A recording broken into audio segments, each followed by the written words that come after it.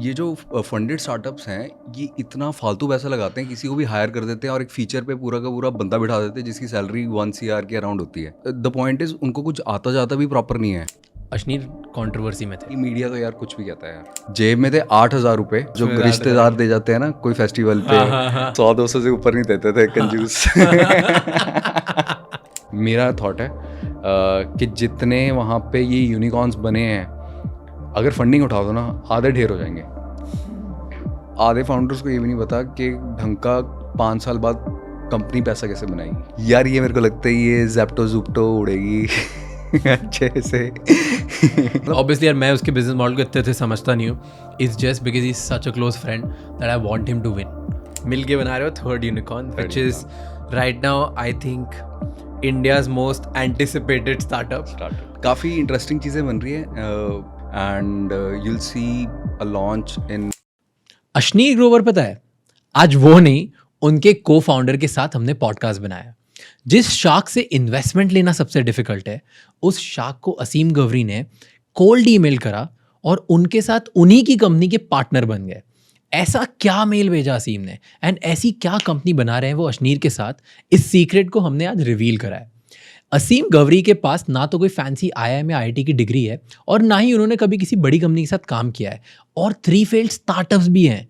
फिर भी उनके 4 स्टार्टअप को उन्होंने 100 करोड़ से भी ज़्यादा का बना दिया और अब ये अश्नीर के साथ एक नया 8,000 करोड़ से भी ज़्यादा बड़ा स्टार्टअप बनाने जा रहे हैं। और अगर आपके पास कोई पैसा नहीं है और आप एक कंपनी बिल्ड कर रहे हैं तो Aseem Gavri has some really important announcement for you. रुको जरा, सबर करो, बोला धक्का बुक्की नहीं करने का। आपको एक बहुत बड़ी हेल्प मिलने वाली है इस पॉडकास्ट से, नॉट जस्ट एजुकेशन।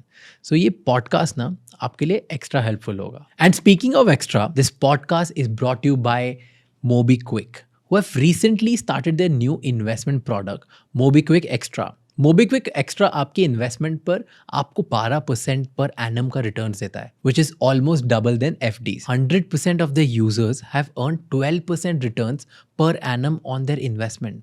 और ये इंटरेस्ट ना आपको रोज क्रेडिट होता रहेगा। डोंट वरी, मोबीक्विक एक्स्ट्रा आपको एक्स्ट्रा लेस वॉलेटिलिटी भी देता है and it is manage by licence P2B NBFCs regulated by RBI। तो बस 6 स्टेप्स में सबसे इजी और कन्वीनियंट तरीके में पैसा इन्वेस्ट कीजिए with extra flexibility with their any time withdrawal policy at no fees.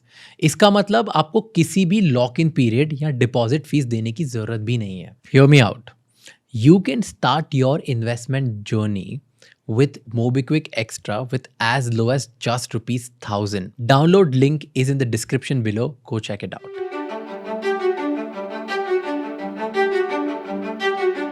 You're telling me हाँ कि IIT रुड़की से बंदा आया, क्या था सीन? तो बेसिकली वो आया तो उसने बताया कि यार कि मैं ये करता हूँ, मैं प्रोडक्ट मैनेजर AMP पता नहीं, उसने बहुत सारे ऐसे बज़वर्ड्स सुनाए हमें।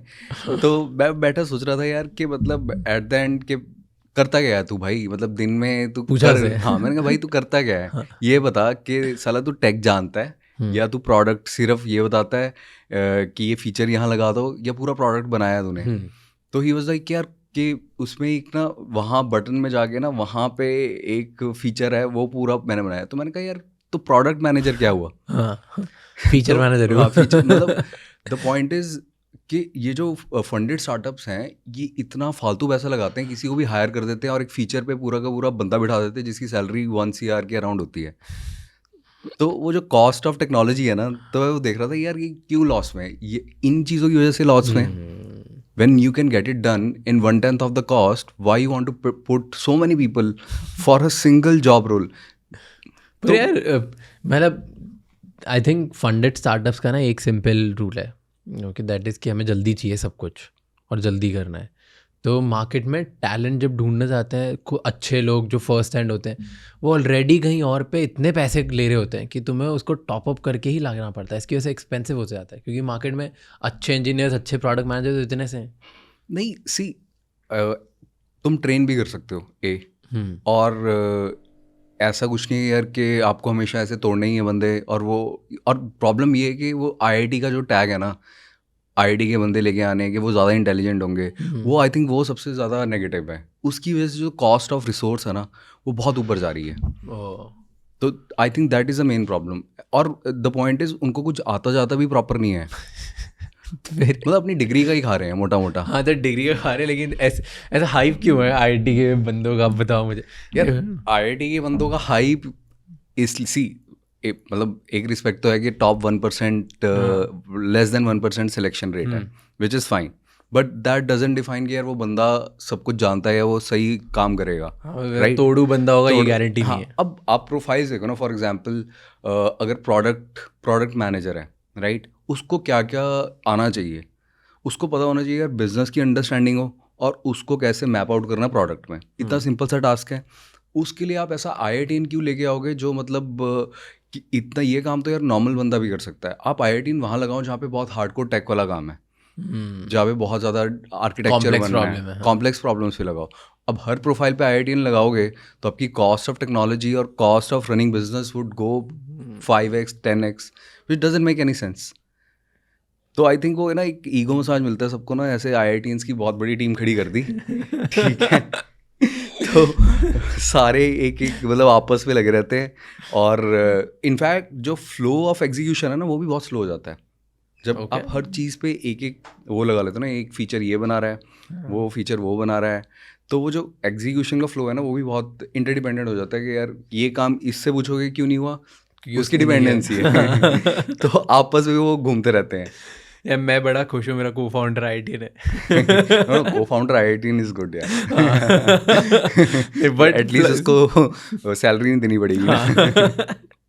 पर अपार्ट फ्रॉम दैट, लाइक मेरा जो को फाउंडर है, आई थिंक मुझे लगता था ना मैं बड़ा तूफान हूँ, मतलब मैं खुद में लगता था, बिकॉज आई फील लाइक कि मेरे पास स्ट्रीट एक्सपीरियंस है, इन लोगों को क्या पता है, तो कॉलेज से डे 1 से इनको कॉलेज से निकलते और इनके पास पैसे और डिग्री की वजह से सब रेडी रहता है एकदम लाइफ। तो ये मेरे से तेज़ एग्जीक्यूट नहीं कर सकते, मेरे साथ जुगाड़ू नहीं होंगे, क्या ही होगा, प्रॉब्लम सॉल्व करते हैं, टेक बना देंगे, लेकिन ऐसे।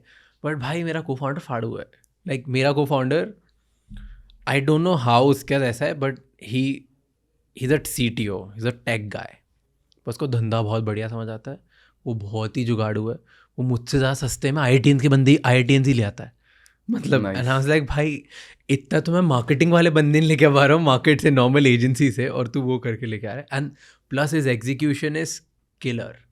तो मेरे दिमाग में तो मतलब ऐसा हो गया कि यार IITians में कुछ तो बात होती है, हो सकता है सब में नहीं होती हो। यार ऑब्वियसली काफ़ी में होती होगी, हाँ बट द पॉइंट इज उसको जनरलाइज नहीं कर सकते ना। हाँ हाँ, तो वही co founder is a main role, right, जो बहुत कॉम्प्लेक्स और बहुत इंपॉर्टेंट है। वहाँ आप ऐसा बेट लोगे जिसकी प्रोबेबिलिटी ऑफ सक्सेस ज़्यादा है, राइट, तो that make sense, but that doesn't mean कि आप सारे प्रोफाइल में वही भर लो और अपनी कॉस्ट को इंक्रीज कर लो।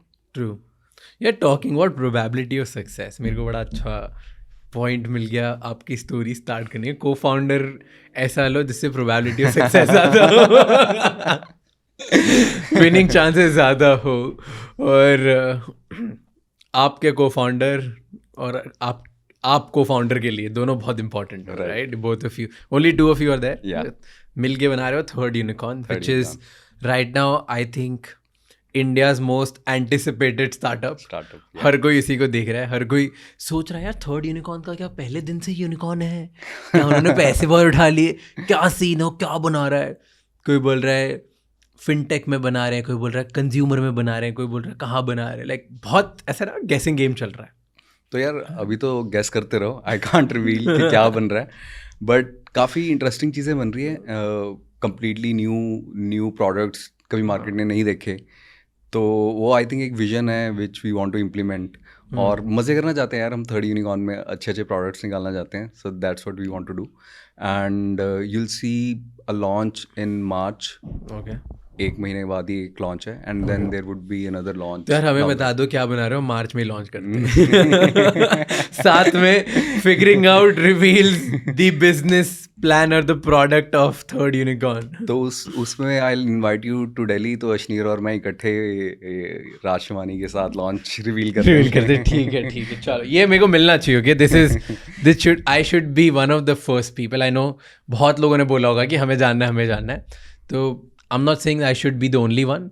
यार मेरे को वन ऑफ द फर्स्ट बता देना तुम क्या बना रहे हो, डेफिनेटली थोड़ा अभी ऑफ कैमरा ही बता देना। Okay, coming back to you. Okay, so I'll get to you and what you have built. But before that एक बहुत ही important question था मेरे लिए कि कभी ऐसा नहीं लगा कि यार अश्नीर ग्रोवर के साथ मैं स्टार्टअप बनाऊं? मतलब पहले एक तो बताओ कि हुआ कैसे, यार हुआ ये ऐसे को फाउंडर्स कैसे बने, मतलब क्या था? उसकी स्टोरी बता रहा था। तो बेसिकली पहले मैं अपना एक कंपनी चला रहा था। आई स्टार्टेड ऑफ, पहले स्टार्टअप मोड था, देन इट बिकेम मतलब डिसेंट साइज हो गया उस कंपनी का, and we grew to 600 and offices across globe. तो उसके बाद जब मैंने 6-7 साल अपना फर्स्ट वेंचर तो नहीं हुआ, that was the fourth venture. पहले 3 फ्लॉप हो गए थे। 3 फ्लॉप हो गए थे। तो जब वो किया मैंने 6-7 साल, तो मुझे ये लगा यार कि मैंने इतनी एफर्ट मारा लाइफ में। मैं मतलब एंटरप्रेन्योरशिप में तब से हूँ जब ये एंटरप्रेन्योरशिप वर्ड लोगों को समझ नहीं आता था। तो आई started of in the first year, like you were telling me कि आपने 16 साल से स्टार्ट किया। तो मैं भी आई वाज अराउंड 16 और 17 जब मैंने स्टार्ट कर दिया अपना फर्स्ट वेंचर। उसकी भी स्टोरी काफ़ी इंटरेस्टिंग है, बट मैं इस अश्नीर वाली स्टोरी कंप्लीट करता हूँ। तो हुआ क्या, तो आई वाज लाइक यार रोज़ उठो योर स्टोरी में इसको फंडिंग मिल गई, उसको फंडिंग मिल गई है, इतना सेलिब्रेट कर रहे हैं फंडिंग को, लॉसेस भी हो रहे हैं, और यहाँ हम एक यूनिट इकोनॉमिक्स को अपना ध्यान में रखते हुए ऑपरेशनली प्रॉफिटेबल अपने ही पैसे से ग्रो कर रहे हैं। हमें कोई पूछ नहीं रहा यार आज तक, मतलब किसी ने कुछ पूछा ही नहीं यार कि हम क्या कर रहे हैं। तो वो ना काफ़ी एक डिससेटिस्फैक्शन थी यार कि अभी तक इतना कर लिया बट कोई रिकग्निशन नहीं है, या मतलब अपने आप को ही वो लगा यार कि शायद मैंने कुछ किया ही नहीं अभी तक, ये यूनिकॉर्न ही होता सब कुछ। तो मुझे लगा यार मैंने कि कुछ तो करना पड़ेगा भाई, मतलब रिकग्निशन के लिए। रिकग्निशन के लिए नहीं, मतलब यार तुम्हें लगता है ना यार तुम यार इंसान कोई कुछ क्यों करता है, at the end of the day तुम पैसा बना लेते हो, दैट इज़ डन राइट। पैसा एक पॉइंट के बाद मैटर नहीं करता, वो मतलब उतने मतलब वो उतने एक्सपोनेंशियली आपकी हैप्पीनेस इंडेक्स पैसे के साथ ग्रो नहीं करता आफ्टर अ पॉइंट राइट। तो पैसा बन गया, कंपनी बना ली, स्टार्टअप एक सक्सेसफुल कर लिया। अब उसके बाद क्या रह गया भाई, क्या करना है जीवन में, नेक्स्ट क्या करना है। तो सोचा यार ये यूनिकॉर्न ही हो रहा है, तो यार हम क्यों पीछे रहे, है ना, हम भी यूनिकॉर्न बनाएंगे। तो सोचा यार करें कैसे। तो मैंने देखा यार चंडीगढ़ से हूँ मैं, आज तक एक भी स्टार्टअप को ढंग की फंडिंग ही नहीं मिली। मतलब मैं एक स्टार्टअप नहीं जानता चंडीगढ़ में जो 100 मिलियन तक भी पहुंचा हो वैल्यूएशन में। क्या बात कर रहे हो? हाँ, कोई यूनिकॉर्न नहीं चंडीगढ़ से? यूनिकॉर्न छोड़ो, 100 मिलियन नहीं है जेन्युइनली। तो मैंने सोचा यार इकोसिस्टम का प्रॉब्लम है या क्या इशू है। तो उसके बाद मैंने स्टार्ट की जर्नी, मैंने 1-2 और प्रोडक्ट्स स्टार्ट किए। फिर मैंने देखा यार कि यहाँ पे प्रॉब्लम है कि एक तो मैं Tier 2 सिटी में बैठा हूँ, ऊपर से कोई बड़ा टैग भी नहीं है, इवन इफ मैंने कुछ तोड़ भी लिया लाइफ में, उसकी वजह से भी फंडिंग लेने में कहीं ना कहीं दिक्कत आ रही है। तो दूसरा इशू ये था कि मुझे था यार कि मेरे को पूरा अपना ना इकोसिस्टम चेंज करना है, आसपास के लोग चेंज करने हैं, मुझे पूरा मतलब एक जोन ही डिफरेंट में जाना है। तो मैंने एक ना लिस्ट बनाई कि मैं एक काम करता हूँ कि मैं ऐसे इंडिया के टॉप एंटरप्रेन्योर्स उठाता हूँ और उनको कहता हूँ यार कि मुझे आपके साथ ना काम करना है, इंटर्न रख लो, मुझे अपना असिस्टेंट रख लो। मतलब कुछ भी, मतलब मुझे पहला स्टेप था मेरे को अपना जोन चेंज करना है। और ये करोड़ों जब कमा रहे थे उसके बाद ये आइडिया कि मेरे को इंटर्न बना लो। प्रोबेबली 90% फाउंडर से तुम ऑलरेडी पैसे ज़्यादा कमा रहे हो। हाँ फिर भी वो था मेरे को था कि यार मेरे को इंटर्न रख लो, कि मैं देखूँ सही ये साला फंडिंग का गेम क्या है जो हमें नहीं चमक रहा। तो ऐसे मैंने लिस्ट बनाई और मैंने सबको मैसेज डाले। तो अश्नीर को मैंने मैसेज इसलिए डाला, पहले मैंने 2019 में डाला फर्स्ट मैसेज लिंक्डइन पे। नाइस। फिर उसके बाद फॉलोअप किया 2020 में भी किया। ऑल्दो भारत पे का जो टेक था, हमारी कंपनी ने कुछ पार्ट उसका बिल्ड किया था इनिशियली, और कभी अश्नीर को नहीं मिले थे हम। उसका जो एक और कंपनी में टेक का देख रहा था, उसने हमें आउटसोर्स कर दिया था कहीं चंडीगढ़ में आके, हमें मिला कि ये कर रहे हैं और ये बना दो, हमने बना के दे दिया, उन्होंने फंडिंग रेज कर ली, अपनी टीम बना ली। तो इतना ही हमारा कनेक्शन था भारत पे के साथ। बट आई न्यू यार ये भारत पे साला हर साल फंडिंग उठा के 3 साल में 3 बिलियन तक पहुंच गया। मैंने कहा ये तो यार मेरे को रिस्पांस करना चाहिए, इसको तो पता होना चाहिए यार कोड ब्रू क्या है। हमने तो स्टार्ट किया है एकदम। हम इनिशियल इनकी सक्सेस का पार्ट थे। तो मैंने मैसेज डाले, रिस्पांस नहीं आया, मेरा दिल टूट गया। फिर मैंने दोबारा डाला, फिर रिस्पांस नहीं आया। ऐसे मैंने बहुत फाउंडर्स को डाले। फिर मैंने ना मतलब फाइनल किया यार कि लोकेशन कौन सी होगी, तो मैंने दिल्ली एनसीआर को चूज़ किया। मेरे पास बैंगलोर था या दिल्ली एनसीआर, ये 2 लोकेशन को ही मैं देख रहा था। तो दिल्ली एनसीआर बिकॉज चंडीगढ़ के क्लोज है, तो उसमें टॉप लिस्ट पे अशनीर का नाम था यार कि ये बंदे के साथ क्रैक करना है किसी तरह। तो अब मैं उस डायरेक्शन में सोच रहा था दिन रात, तो मैंने सोचा कि चलो ये ऐसे नहीं हो रहा, मैं क्या करता हूँ। अब फिर वो शार्क टैंक वाला मेरे को दिख गया था, ट्रेलर आ चुका था कि अब ये इन्वेस्ट भी कर रहा है। तो भारत पे जैसा मैंने एक और प्रोडक्ट अपना बनाया मुनाफा पे। ओके। तो मुनाफा पे क्या प्रोडक्ट था वो, मैंने सोचा कि मैं प्रोडक्ट लेके जाऊँगा और मैं कहूँगा कि फ्री में एक्वायर कर लो, ठीक है, मुझे अपनी टीम में रख लो। पहला ये मेरी पिच थी, ये मैंने ऐसे लिंक्डइन पे लिखा कि मुझे मेंटरशिप चाहिए, ये प्रोडक्ट अपने इंटीग्रेट कर लो। कि भारत पे वॉज पेमेंट्स, और मैंने बनाया जैसे दुकान है ना, मतलब 1 मिनट में अपना शॉप ऑनलाइन कर लो, तो मेरे को लगा कुछ ऐसा बनाता हूँ जो बिल्कुल ही अलाइन करे। ओके। तो वो मैंने प्रोडक्ट बनाया, कुछ वेंडर्स ऑनबोर्ड किए या दुकानों को दिया, उन्होंने वो सब कर दिया। बस एक ही मोटिव था कि किसी तरह ये मेरे को अपने साथ रख ले। नाइस। तो तब भी नहीं क्रैक हुआ। तो फिर थर्ड टाइम कोई ना वो स्टार्टअप था जिसमें अशनीर इन्वेस्टर था, तो मैंने उसको पकड़ा। तो उसके टेक में कहीं इन्वॉल्व हो गया मैं। फिर मैं उसके पीछे पड़ा रहा फाउंडर के, यार मेरे को मिलवा दे। कौन सा स्टार्टअप है?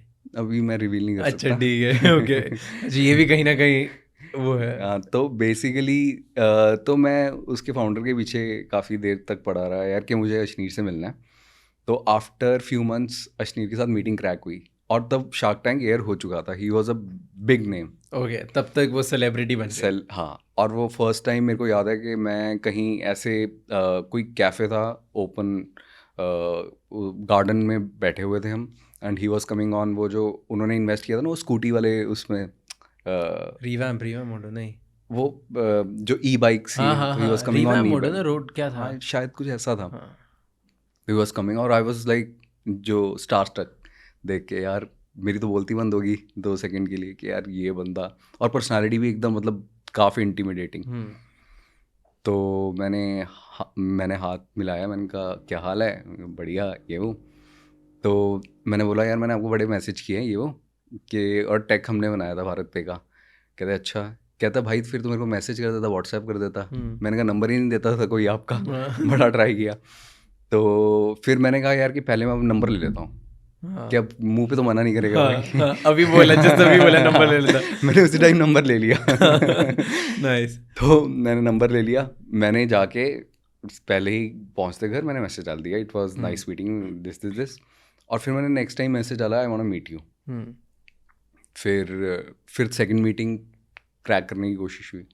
तो सेकंड थर्ड मीटिंग में जाके ना मैंने ये बोल दिया कि यार कि मुझे ना आपके साथ काम करना है किसी भी कैपेसिटी में, चाहे अपना ईए रख लो, असिस्टेंट रख लो, but I want to just मतलब कि अपना पूरा इकोसिस्टम चेंज करना है। चंडीगढ़ से मुझे दिल्ली या कहीं शिफ्ट होना है, और मुझे मतलब नेक्स्ट लीग में काम करना है। अब बड़ा गेम खेलना, बड़ा गेम खेलना है। अब वो खेल लिया, अब मुझे यूनिकॉर्न खेलना है। नाइस। तो ही वाज लाइक कि ठीक है यार कि अभी तो मैं कुछ नहीं कर रहा हूँ, अभी मेरा भारत पे का जो भी अभी वो सब सीन हुआ था, तो उस टाइम पे तो कुछ विजिबिलिटी नहीं थी कि अभी भारत पे में वापस जाना है या भारत पे से एग्जिट होना है। बट मैंने तो बोल दिया कि यार चाहे मेरे लिए तो भारत पे होता या कोई भी पे होता, मैंने तो कहा था मुझे तो बस असिस्टेंट रख लो, हाँ साथ में रख लो बस। तो फिर उसके बाद एक और मीटिंग हुई। फिर उस टाइम मैंने कहा यार कि अभी आप सोच रहे हो, इज़ लाइक कि अभी नहीं मैं सोच रहा, अभी मेरे माइंड में कुछ नहीं है, may be down the line 6-7 months मैं कुछ सोचूंगा, बट मैं आराम से सोचूंगा जब सोचूंगा। तो मैंने कहा आप ठीक है, आप जब मर्जी सोचो, बट मेरे को एसोसिएट कर लोगे इन एनी कैपेसिटी। मतलब फिर मैंने थोड़ा ना मतलब मैंने कहा यहाँ तक मैं पहुँच गया हूँ, और मैं अब खुद ही प्रोडक्ट बन जाता हूँ, मैं पिच करता हूँ। तो मैंने बताया यार मैं ऐसे ऐसे बैकग्राउंड से आया हूँ, मैंने अपना बिजनेस स्टार्ट किया 8,000 रुपये से, और करते करते मैं 100 करोड़ की कंपनी बना दी, और कम्प्लीटली बूटस्ट्रैप ये वो। तो उनको थोड़ा सा चमका यार कि बंदे ने कुछ तो किया अपनी लाइफ में, दम है मतलब। हाँ। और तो फिर वो कहते चलो मैं सोचता हूँ। फिर अगली मीटिंग हुई। फिर मैंने फिर पोक किया। फिर मैंने कहा यार कि आपने सोचा उस बारे में?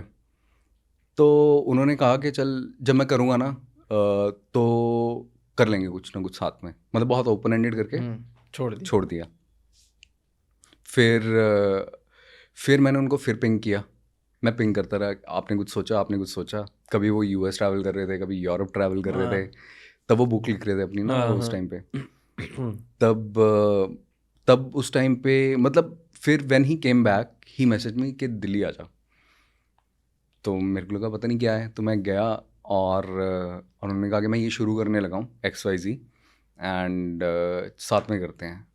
मेरी तो मतलब ज़मीन निकल गई यार पैरों से, यार ये क्या, मतलब मैं तो लगा हुआ था। और बंदे ने मतलब ये कहा कि आप ये देखोगे, अश्नीर ने मुझे कहा कि चल करते हैं साथ में, इतना कह के छोड़ दिया। हाँ और उन्होंने अपने वर्ड्स को डिलीवर किया, मतलब बहुत बड़ी बात है यार। ट्रू। मतलब आप किसी को, मैं बिल्कुल कोई लेना देना नहीं, कोई कनेक्शन जान नहीं, पहचान कभी नहीं, कोई काम नहीं किया साथ में। उन्होंने मेरे को वर्ड्स दे दिए यार ठीक है, जब मैं करूँगा साथ तेरे को बुला लूँगा। और फिर जब उनको कुछ महीनों बाद उन्होंने सोचा कि मैंने कुछ करना है, तो ही मैसेज मी एंड, और जो उन्होंने कमिटमेंट ओपन एंडेड दी थी ही डिलीवर टू फुलफिल हिज। कर दी। हाँ, हाँ तो मेरी तो रिस्पेक्ट उस बंदे के लिए तो मतलब लाइक बढ़ेगी। 100 में से 200 होगी यार क्या कि हवा में नहीं बोलता है ये बंदा। हाँ, हवा मतलब हवा में नहीं बोलता यार, जो बोलता है जितना बोलता है मतलब वो डिलीवर होता है। और मतलब कोई बकवास नहीं, ऐसे अगर बोल दिया तो डिलीवर होगा। तो उस लेवल की जो कैरेक्टर और कमिटमेंट है, तो मतलब मैंने नहीं देखा यार। तो ऐसे फाइनली वो क्रैक हुआ एंड वी बिकेम को फाउंडर। तो ऐसे मतलब ऐसे स्टार्टिंग वाला साथ में करते हैं, तो ऐसे नहीं सोचा कि यार ये रख लेता हूँ या ये कर लेता हूँ, नहीं डायरेक्ट ही बोला को फाउंडर बनते हैं। तो जब उन्होंने मुझे ये बोला कि मैंने बोला कि जब करोगे तो साथ में ले लेना। तो फिर जब मैं नेक्स्ट मीटिंग में हुआ कि आपने कुछ सोचा, कहते अभी तो नहीं सोचा, जब मैं कुछ करूँगा तो साथ में कर लेंगे। बस इतनी कॉन्वर्सेशन अब थी। साथ में कर लेंगे मतलब कुछ भी हो सकता कुछ था। भी हो सकता था। हाँ, कुछ भी हो सकता था। And then when you met, तो जब उसने दिल्ली बुलाया तब दिल्ली बुलाया उन्होंने, तो फिर बोला कि बस हाँ, कि अब स्टार्ट करते हैं साथ में को फाउंडर। को फाउंडर। तो मेरी तो ज़मीन निकल गई यार कि ठीक है, कि मैं जो 3 साल से चेस कर रहा था जिस चीज़ को, वो फाइनली क्रैक होगी। Nice nice. बट एक बात बताओ कि अब है ना ये टाइम है जब अश्नीर कंट्रोवर्सी में थे, तो सोचा नहीं कभी कि यार कंट्रोवर्सी है, कुछ गलत हुआ कुछ सही हुआ, क्या आपका क्या टेक है उस पर, कुछ है? यार आई थिंक मैं अपने गोल पे बिल्कुल फिक्स था। अब और कंट्रोवर्सीज ये सारी चल रही थी, मुझे भी पता है काफ़ी वो शोर मच रहा था। बट आप ये सोचो ना, जो बंदा ऐसे कमिट करके, मतलब मैं उनको यार हर रोज़ लोग अप्रोच करते थे, ठीक है, अभी भी करते हैं, अभी भी हज़ारों। करते हैं यार। बेस्ट मतलब कंट्री के बेस्ट माइंड्स उनको अप्रोच करते हैं काम करने के लिए, तो वो किसी के साथ भी कर सकते थे ना। बट उन्होंने डिलीवर किया, तो आप समझ सकते हो कि उस बंदे में मतलब कमिटमेंट और करेक्टर कितना स्ट्रांग है। तो बाकी मीडिया तो यार कुछ भी कहता है यार, ट्रस्ट मी। मतलब जो सब आर्टिकल्स ये सब हैं, पता नहीं कैसे सर्कुलेट हो रहे हैं, बट मैं तो इंटरनली जानता हूँ चीज़ों को। तो आई नो कि कितना मतलब what he is as a person and what he can do, what he can not do. और जो सब मीडिया में हुआ है वो तो आई थिंक टोटली बुलशिट है यार। नहीं, so my point was where I am coming from. Okay, what's bullshit what's not, ये तो ठीक है, let it be, let the world decide. और यू नो उनका बिजनेस माइंड और बिजनेस एक्यूमेंट बहुत तगड़ा है, ये तो बहुत सबको तगड़ा पता है, राइट? मतलब ये तो शार्क टैंक पे जो लोग देखते हैं, जिन लोगों को उनकी टोन नहीं भी अच्छी लगती, फॉर एग्जांपल बहुत रूड लगती है, बहुत, वो भी ये तो मानते हैं कि भाई बंदे में बिजनेस सेंस तो बहुत स्ट्रांग है, बहुत स्ट्रांग है। भले डिलीवर करने का तरीका सबका अलग अलग हो सकता है, दैट्स डिफरेंट, एग्जैक्टली। राइट? तो वो बहुत स्ट्रांग है और बहुत मानते हैं, like, and that's, I respect him for that a lot.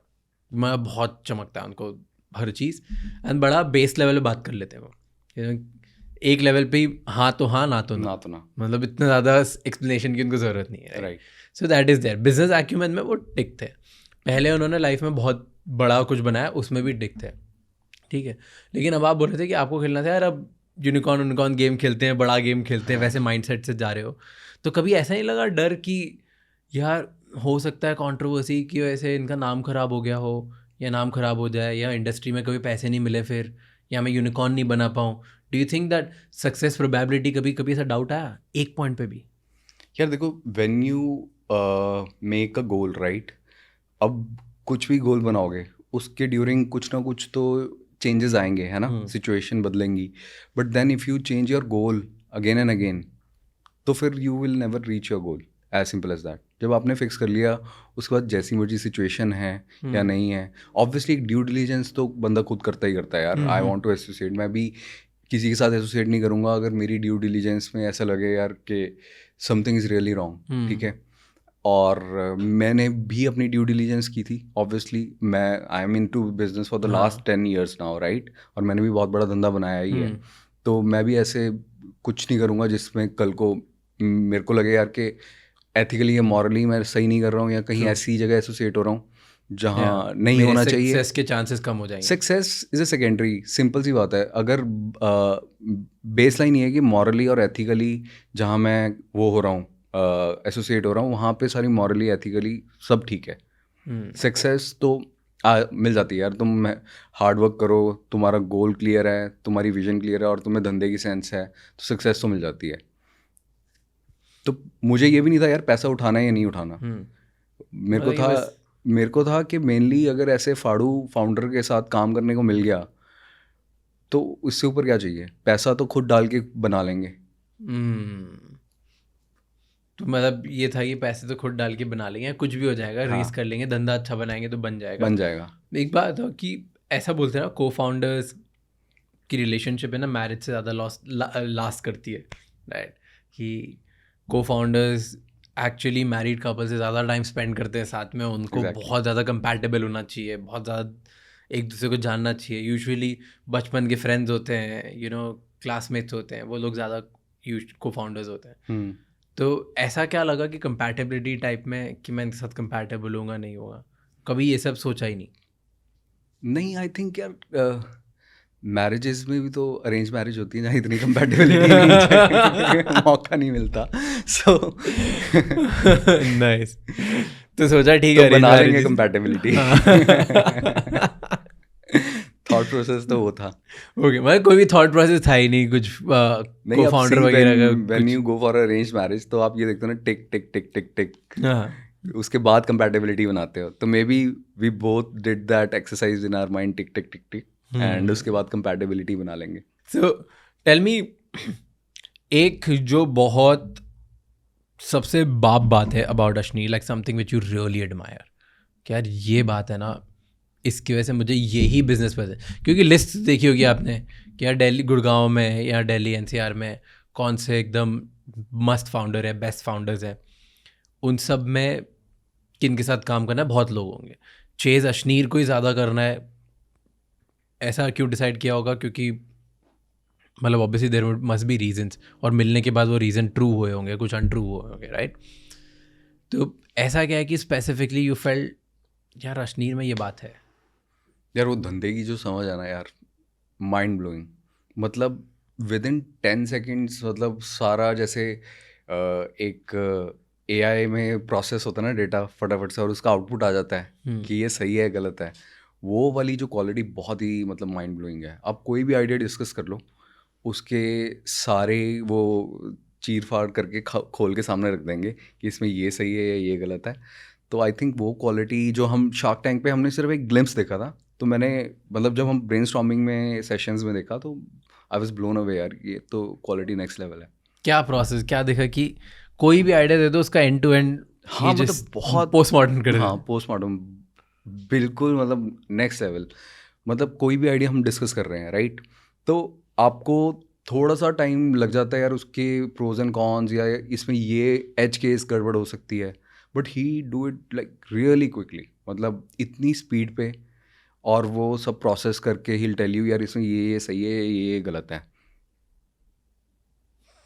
जो हम रिसर्च वर्क करते हैं ना इतना बैठ के, और वो प्रेजेंटेशंस बनाते हैं, फिर कॉम्पिटिटिव स्वॉट एनालिसिस होती है, तो वो 10 सेकंड के अंदर हो जाता प्रोसेस. स्वॉट एनालिसिस 10 मिनट में हो जाता है. तो वो बहुत अमेजिंग है. So now coming to you, let's talk about your story. Okay, what do you think, ऐसा उन्होंने आप में क्या देखा कि उसने कभी बताया? What do you think is your strength which may be he liked and he was like, क्योंकि वो किसी के साथ भी स्टार्टअप बना सकते हैं, कोई भी उनके साथ रेडी होता. इंडिया में बहुत लोग हैं बनाने के लिए, बहुत सारे first time founders, second time founders, third time founders, successful exits वाले फाउंडर्स. ज़्यादा बड़ी आईआईटी डिग्री वाले फाउंडर्स, राइट, IIMIT वाले फाउंडर्स, हार्वर्ड वाले, सब रेडी होंगे। सब रेडी होंगे। तो आपके पास ना डिग्री खतरनाक थी, पेडिग्री नहीं थी, कॉस्ट ऑफ डिस्ट्रीब्यूशन आपके पास कम नहीं था, ना आप इन्फ्लुएंसर या कुछ हो कि वो किसी के साथ, किसी बड़े इन्फ्लुएंसर के साथ भी काम कर सकते थे कि रातों रात प्रोडक्ट बन जाए। But still what do you think, what did he see in you? मैंने वैसे कभी पूछा नहीं दो, हाँ। But what I think, I think मैंने एक ग्राउंड अप से जो मेरी स्टोरी है, बिल्कुल स्क्रैच से स्टार्ट करके, कमिंग फ्रॉम अ बैकग्राउंड जिसमें किसी ने कभी बिजनेस सुना नहीं था, किया नहीं था, और मैंने 16-17 साल की उम्र में पहला जो बिज़नेस स्टार्ट किया, और 7-8 हज़ार रुपये से, और आज 100 करोड़ का टर्नओवर है टेक कंपनी का।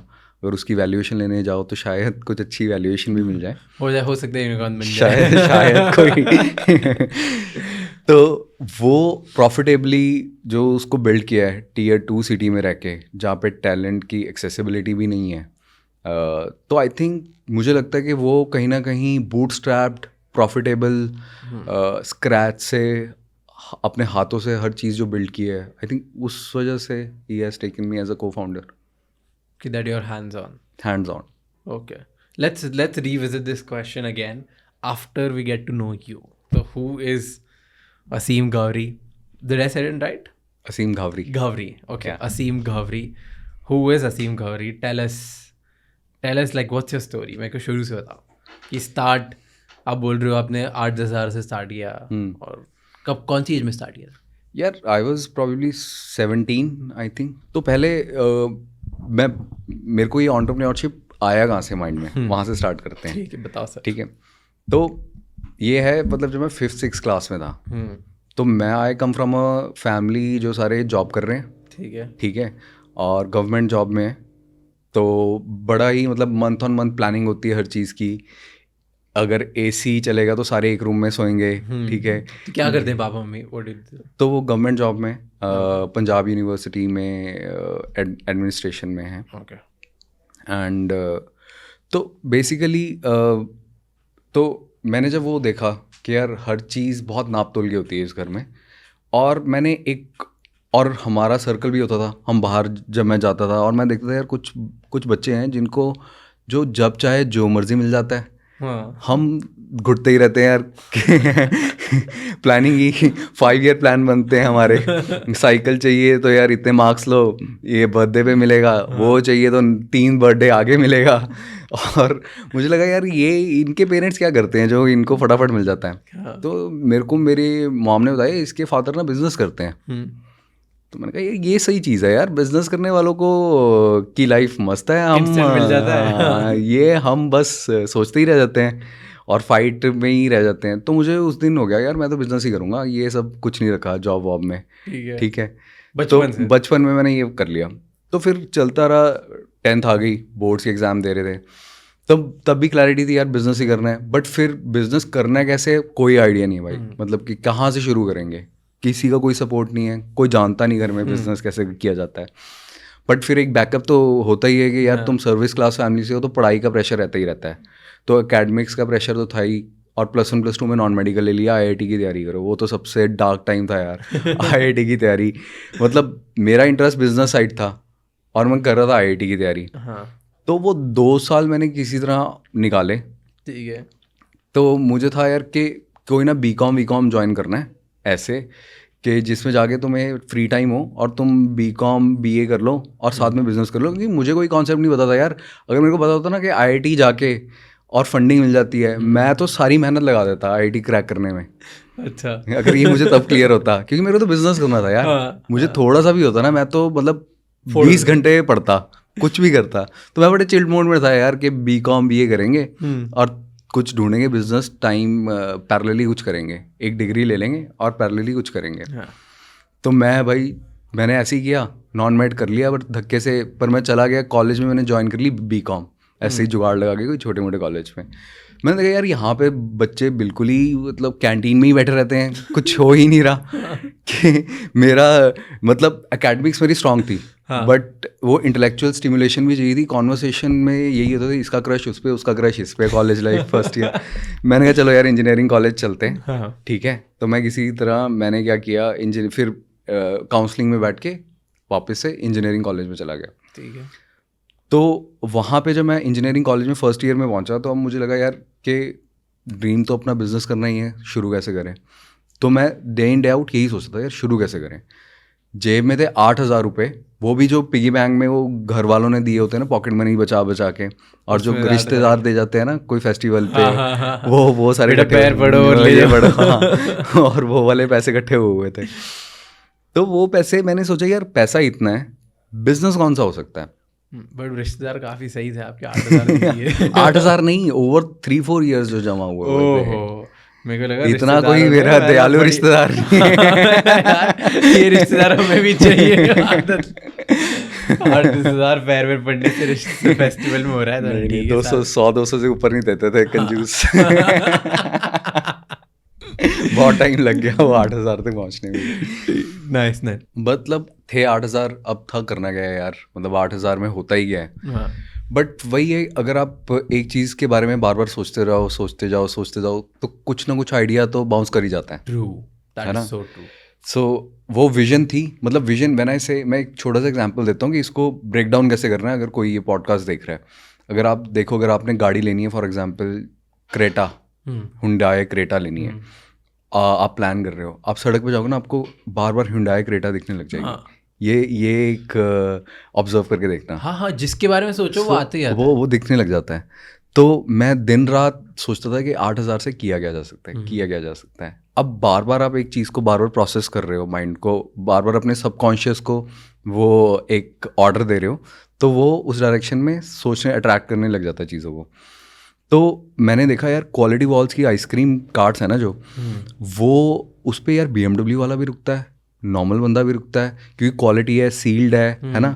और मुझे लगा यार ये कार्ट अगर ऐसे क्वालिटी वॉल्स चला रहा है और आइसक्रीम बेच रहा है, तो हॉट फूड में क्यों नहीं है ऐसा कुछ। तो मेरे को लगा अगर मैं हॉट फूड में ऐसा कोई कार्ट बना दूंगा ना, तो पूरा पैन इंडिया जा सकता है वो।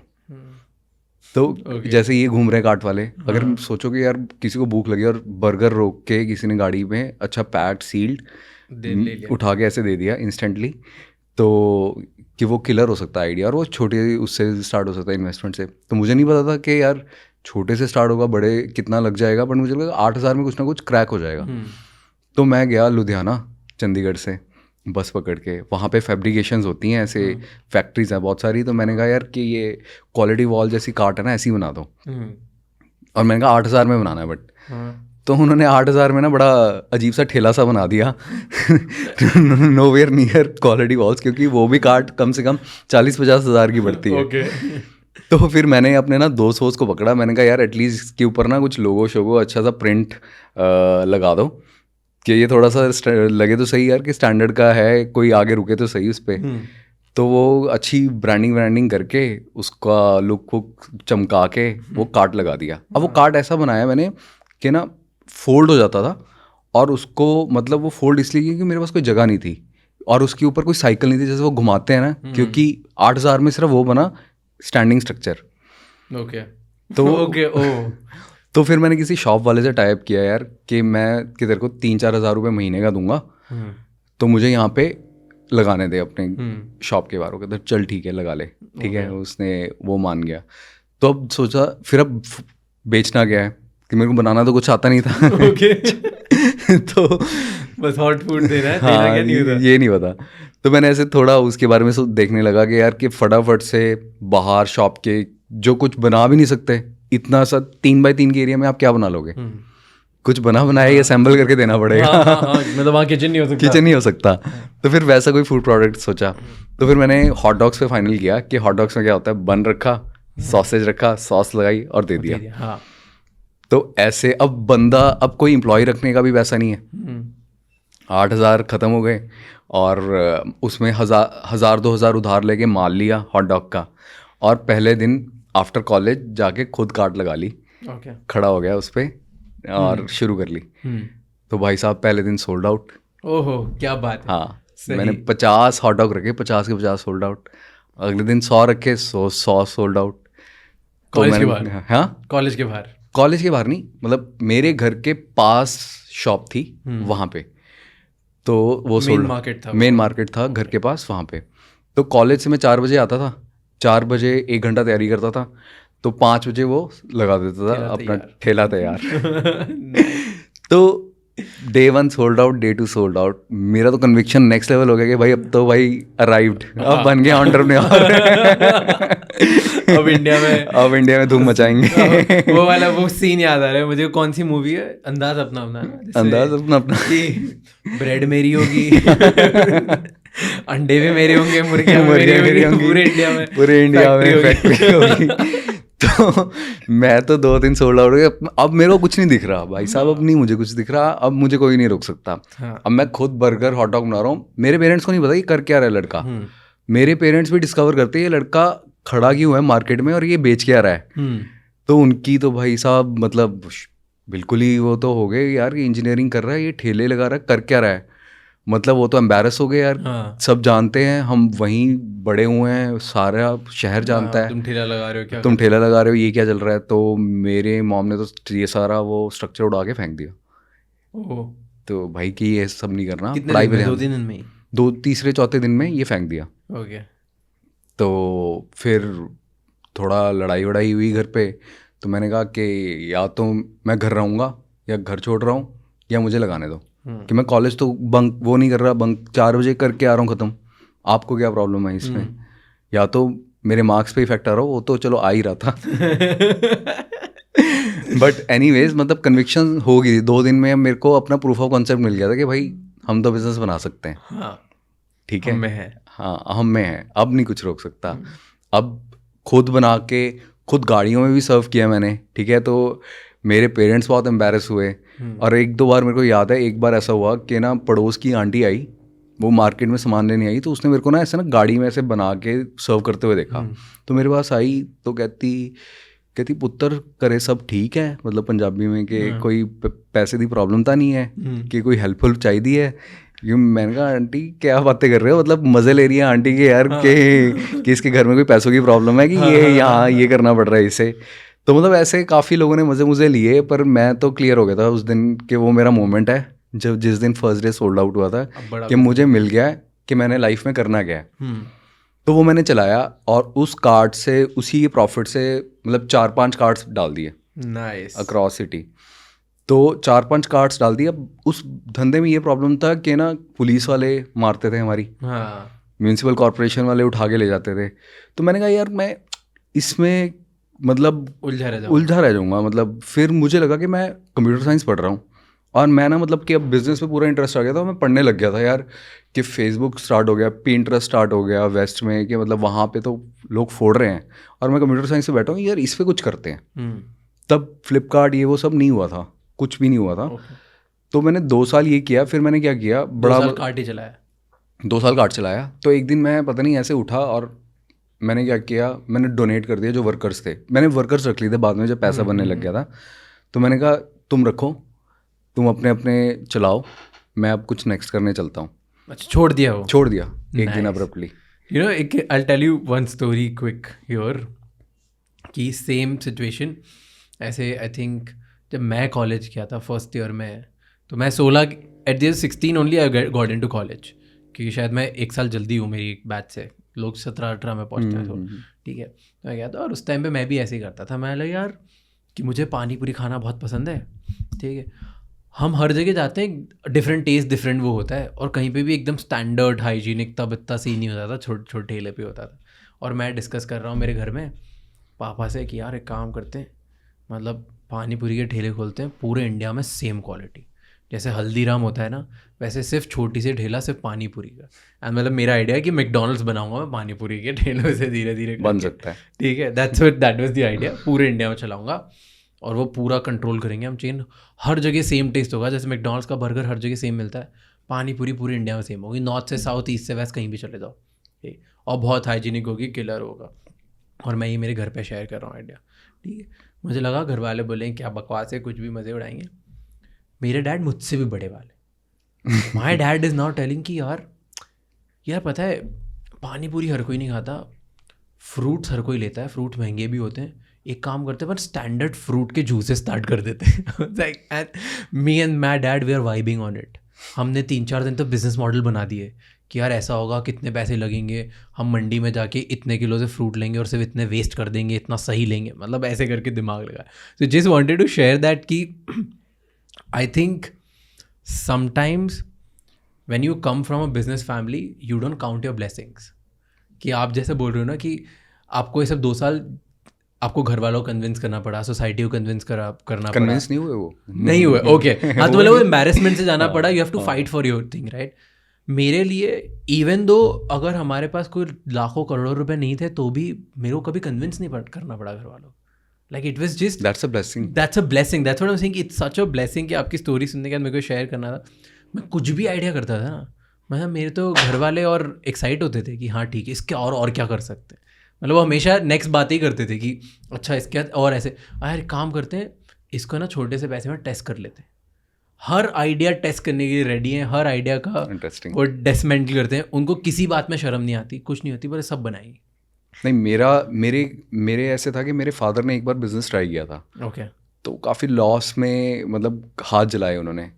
तो मेरे घर वाले मतलब, और काफ़ी ऐसे होते हैं जो सर्विस क्लास एक बार कभी बिजनेस में थोड़ा बहुत आते हैं तो वो उनके हाथ बहुत जल जाते हैं. और जिनका बिजनेस एक्यूमेन नहीं भी होता तो वो बहुत डरे होते हैं. बिजनेस के नाम से सबकी फटती थी यार कि ये तो करना ही नहीं है. I know. वो ऐसा भी होता है ना, एक मैंने कहीं पे पढ़ा था कि आप रोल मॉडल बायस होते हो.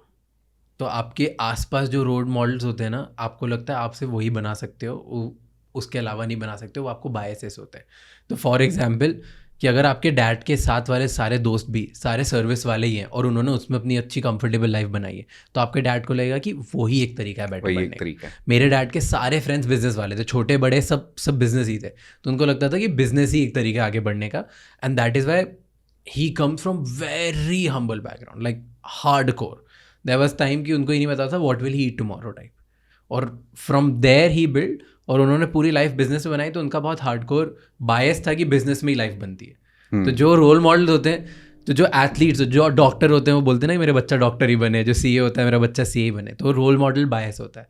तो इट्स जस्ट नॉट कि आई थिंक लॉसेज हुए या नहीं हुए, इट्स जस्ट कि आपके आसपास में सारी सक्सेस स्टोरीज उसकी होती है, इसकी वजह से शायद घर वाले मे बी वो करते हैं. Okay, continue. You were telling next.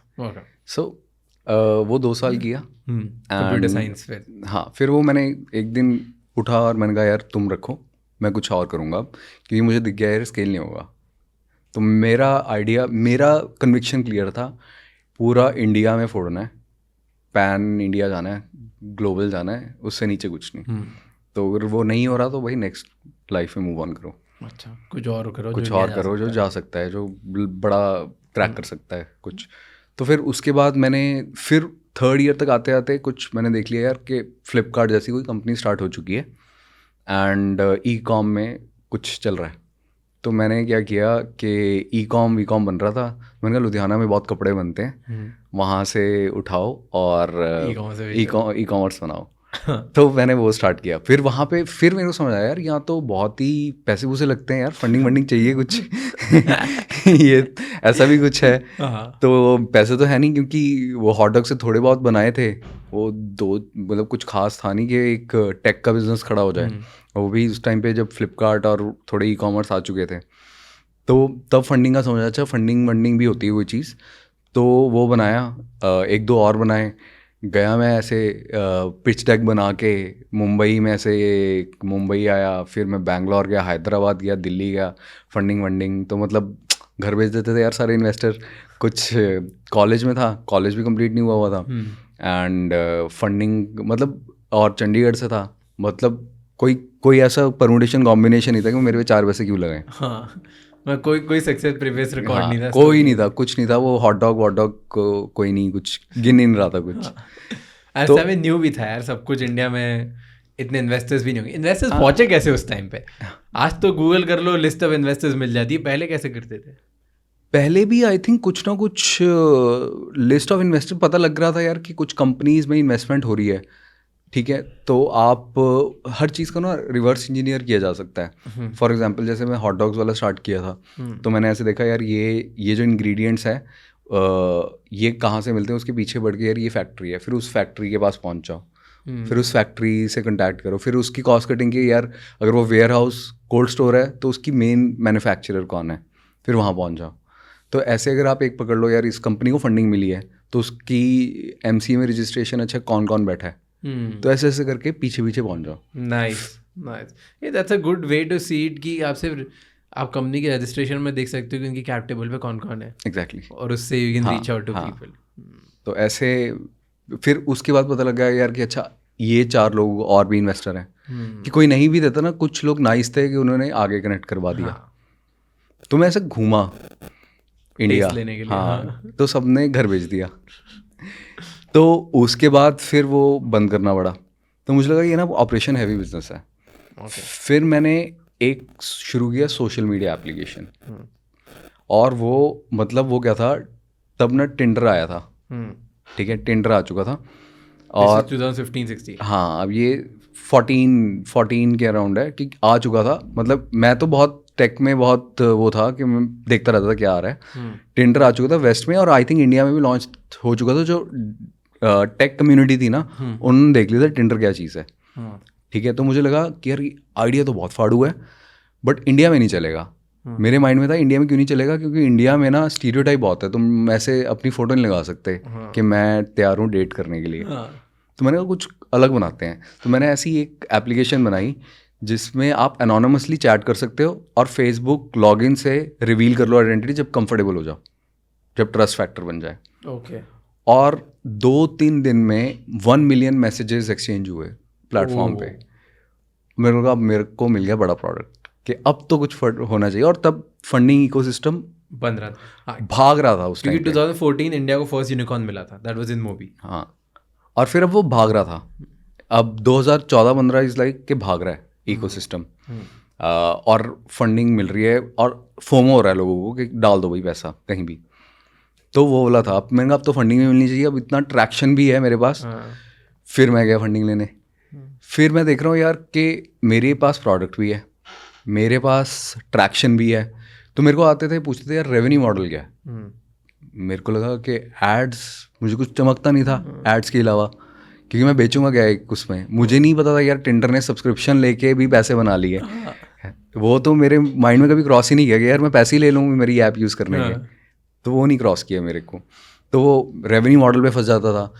फिर एक चीज़ मैंने देखी उस टाइम पे यार, ये IIT वाले ना बिल्कुल ही मतलब आइडिया लेके जाते हैं, पिच डेक लेके जाते हैं, इनको फंडिंग मिल जाती है। साला हम प्रोडक्ट भी ले गए, ट्रैक्शन भी ले गए, फिर भी फंडिंग नहीं दे रहे। तो मेरा बहुत मतलब वो बैठ गया यार। मैं बहुत इन्वेस्टर्स से ना, मतलब ये इन्वेस्टर कम्युनिटी से ना मेरा बहुत वो हो गया कि यार अब तो साला कुछ ऐसा बनाना है जहाँ खुद ही पैसा लगाऊंगा, खुद ही, हाँ, कि अब कुछ ऐसा बनाएंगे और बड़ा बनाएंगे। उस दिन खुंदस आ गई मेरे को जब ये ट्रैक्शन भी आ गया ना और फिर भी फंडिंग नहीं दी। तो ईगो पे ले गया मैं, बुरा लग गया, बुरा लग गया। मैंने इतना सब किया और उसके बाद अगर मेरे साथ हो रहा है, हाँ कि और मैंने ये भी देखा कि यार मेरे कुछ दोस्त थे जो IIT में थे, तो वो बताते यार इसको फंडिंग मिल गई, उसको फंडिंग मिल गई, पवई में अपनी सिलिकॉन वैली बन रही थी। हाँ सीरियसली, मतलब कि कुछ अलग ही चल रहा था। और कुछ नहीं, तुम्हारे पास IIT की डिग्री है, दिल्ली बॉम्बे, IIT दिल्ली बॉम्बे से हो, स्टार्टअप आइडिया है, लेके जाओ इन्वेस्टर के पास, पिच डेक दिखाओ, कोई प्रोडक्ट नहीं है, कम से 1 करोड़ तो मिल ही जाता था। क्योंकि जोमेटो फ्लिपकार्ट दोनों केसेस सामने आ गए थे ना, दिल्ली बॉम्बे, और Ola was all of this was Delhi Bombay, so इसलिए। और चंडीगढ़ को सीरियसली भी नहीं लेता था कोई उस टाइम पे कि चंडीगढ़ से है।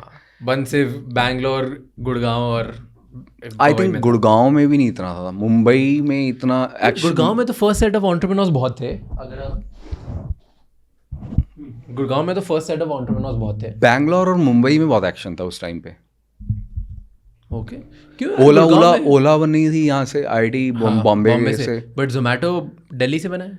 जोमेटो दिल्ली से बना है, हाँ, बट मतलब फ्लिपकार्ट वाले भी तो दिल्ली के, IIT दिल्ली के, बनाया बैंगलोर में, बट IIT बनाया बैंगलोर में, बट वो फंडिंग का जो इकोसिस्टम था वो पवई और बैंगलोर में स्ट्रांग था। और चंडीगढ़ तो किसी ने मतलब दूर दूर तक सोचा भी नहीं था। तो कोई मुझे यही कह देता ना कि तू यहाँ शिफ्ट हो जाएगा, हम तब फंडिंग नहीं, तो मैं वो भी कर लेता। पर किसी ने कुछ भी मतलब हाथ ही नहीं बढ़ाया। ठीक है। तो मुझे था यार कि अब तो भाई खुद का बनाएंगे। खुद बनाएंगे। अब ये तो मतलब गलत हो गया ओके कि ये अब दूसरी बार कर दिया इन्होंने। भाई भाई हर्ट हो गया हाँ। अब दिखाएगा। गाना चल रहा था ऐसा बैकग्राउंड में ठुकरा के। तो फिर मैंने सोचा अब मेरे माइंड में था कि मैंने बनाना टेक में है, क्योंकि टेक की फ्यूचर है और मैं कंप्यूटर साइंस से हूँ। और अब फंडिंग भी नहीं लेनी। अब ये 3 थे। अब जैसे डे 1 पे मेरे पास 8,000 थे ना कि उसमें कैसे बिजनेस बन सकता है, वो मेरे मतलब जैसे एक जोन में मुझे सोचना था। अब मेरा दूसरा एक जो कंस्ट्रेंट था कि फंडिंग नहीं लेनी, टेक में बिजनेस बनाना है और बड़ा बिजनेस बनाना है। तो अब क्या कर सकता हूँ? नाइस। तो उस जोन में मैं सोचने लग गया और ग्रो भी करना है बिना फंडिंग के। तो फिर मैंने स्टार्ट किया कोड ब्रू। तो स्टार्ट किया कोड ब्रू। और आई थिंक हमने 100% ईयर ऑन ईयर ग्रोथ की है बिना फंडिंग के। और अब आई वोंट कंसिडर यार ऐसे जीरो था, ऐसे बहुत बड़ी बड़ी कंपनीज भी हैं, बट हमारे लिए because we are a B2B company, we build products for companies. तो मे be the choice of business जो थी B2B में थोड़ा सा टाइम लगता है ग्रो होने में। फॉर एग्जांपल ज़ोहो को 25 साल लगे वहाँ तक पहुँचने में। अगर B2C होता कई बार वो बहुत स्पीड पे ग्रो हो जाता है। तो आई थिंक वो क्लैरिटी ऑफ थॉट उस टाइम पे नहीं थी, बट मुझे लगा कि अब पैसा कौन दे सकता है? बिजनेसेस दे सकते हैं मुझे, है ना, पैसा। क्योंकि रेवेन्यू मॉडल मेरे को हर इन्वेस्टर ने बोल दिया कि पैसा कहाँ से आएगा, रेवेन्यू कहाँ से आएगा। तो मैं सोचा यार रेवेन्यू ही बनाते हैं ना फिर। तो पैसा देगा कौन? बिजनेसेस देंगे। उनको क्या देते हैं? टेक्नोलॉजी देते हैं। तो कुछ प्रोडक्ट्स बनाए टेक्नोलॉजी के, तो वो बेचने स्टार्ट कर दिए। जैसे क्या बनाया? पहले तो बहुत बेसिक, पहले किसी से पूछा, बिजनेसेस से पूछा तुम्हें क्या चाहिए, वेबसाइट चाहिए, कुछ चाहिए, क्या चाहिए। तो ऐसे करते करते कुछ किसी ने कह दिया यार मुझे ये वेबसाइट चाहिए, किसी ने कुछ कह दिया, तो वो बना के डिलीवर करना स्टार्ट बोलता था। हाँ, जो तुम्हारे टेक में तुम्हें लग रहा है हाँ, तो टेक में वो शुरू करते। तो वहाँ से अंडरस्टैंडिंग बिल्ड, उससे थोड़े पैसे आते रहे। उस पैसों से हमने टीम बनाई। उस टीम बनाने के बाद फिर हमने देखा यार कि कुछ प्रोडक्ट्स बना लेते हैं जो बिजनेसेस को चाहिए होते हैं। For example logistic, e-commerce, etcetera etcetera. तो ऐसे प्रोडक्ट्स बनाए। तो ऐसे धीरे धीरे धीरे करके प्रोडक्ट लाइन बढ़ाते गए, रिसोर्सेज बढ़ाते गए, कंपनी ग्रो होती रही और अपने यूनिट इकोनॉमिक्स को बहुत स्ट्रॉन्ग रखा। वो बहुत इंपॉर्टेंट है। मतलब मैं एक और एग्जांपल दूंगा। आज कोड ब्रू में 600 एम्प्लॉयज़ हैं। हमारे ऑफिसेज हैं Dubai, London, US, Canada. But in the first 3-4 year मैं जितनी सैलरी विड्रॉ करता था वो मेरे सिर्फ ना पेट्रोल और सिर्फ अपना बेसिक खर्चा चलाता था, so that I can put all the money back to grow the business. तो मैं रफली 15-20 हज़ार विड्रॉ करता था, जबकि तब मैं सैलरीज 1.5-2 लाख भी दे रहा था। मतलब मैं एक छोटी ऑल्टो या छोटी गाड़ी में जाता था जो मेरे पास कॉलेज में होती थी, और मेरी एम्प्लॉयज़ बस बड़ी गाड़ियाँ हो चुकी थी। ओके। तो मैंने बहुत फ्रूगल लाइफ जी है पहले 3-4 साल, क्योंकि वो बिज़नेस को बड़ा करना ही वो था ऑब्सेशन। हाँ, ऑल्दो मैं सेकंड मतलब हमने इतना पैसा बना लिया कि दूसरे तीसरे साल में मैं ये ऑडी BMW निकलवा के पूरी टशन मार सकता था शहर में।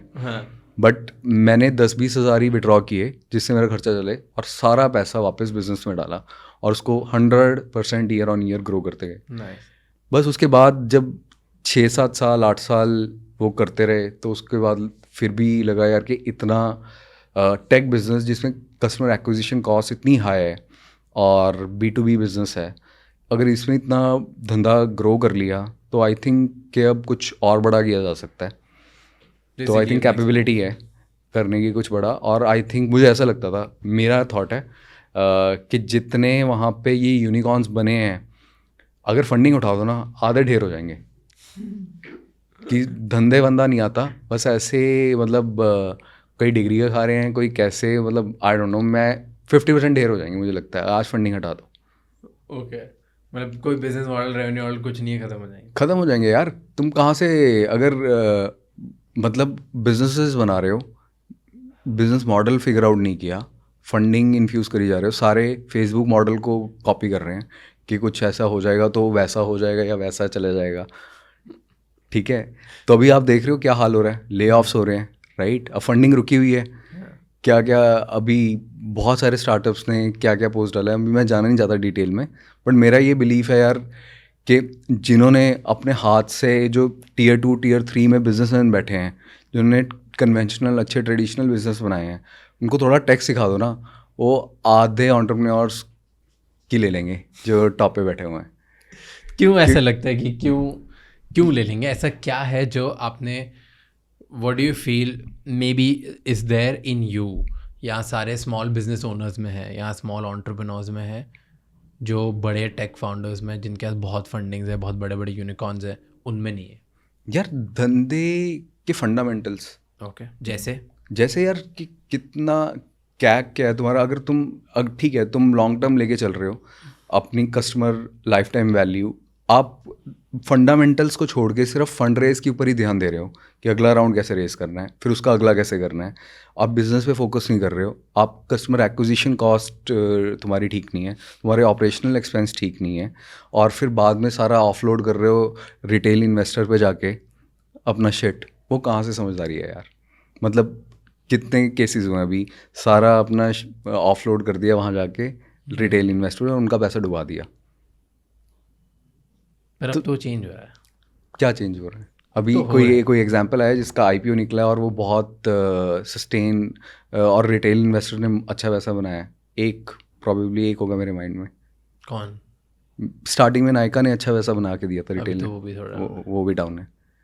तो क्योंकि फंडामेंटल जो बिजनेस के फंडामेंटल इंटैक्ट नहीं है ना यार, कि बिजनेस करना है वो इंटैक्ट ही नहीं, सिर्फ फंडामेंटल के फंड रेस पे ध्यान दें। फंड रेस पे ध्यान है अब। बट जो कन्वेंशनल बिजनेसेस भी ग्रो किए हैं, अंबानी या जो वो बनाए हैं, जो अच्छे प्रॉफिटेबल बिजनेस हैं, वो आज भी सस्टेन करे और उन्होंने ईयर ऑन ईयर अपने इन्वेस्टर्स को रिटर्न दिया है, क्योंकि वो धंधे गुजराती लोगों ने सॉलिड बिजनेसेस बनाए हैं, जो बिजनेस में जान है, सोल है उस बिजनेस में, वो फंड जुड़े हुए हैं अपने फंडामेंटल से। तो यार मतलब डोंट यू थिंक कुछ तो होगा? इतने सारे लोग इतने बड़े बिजनेस बना रहे हैं और इतने लोग दे रहे हैं, तो कुछ तो होगा जो प्लान होगा लॉन्ग टर्म में लोगों का।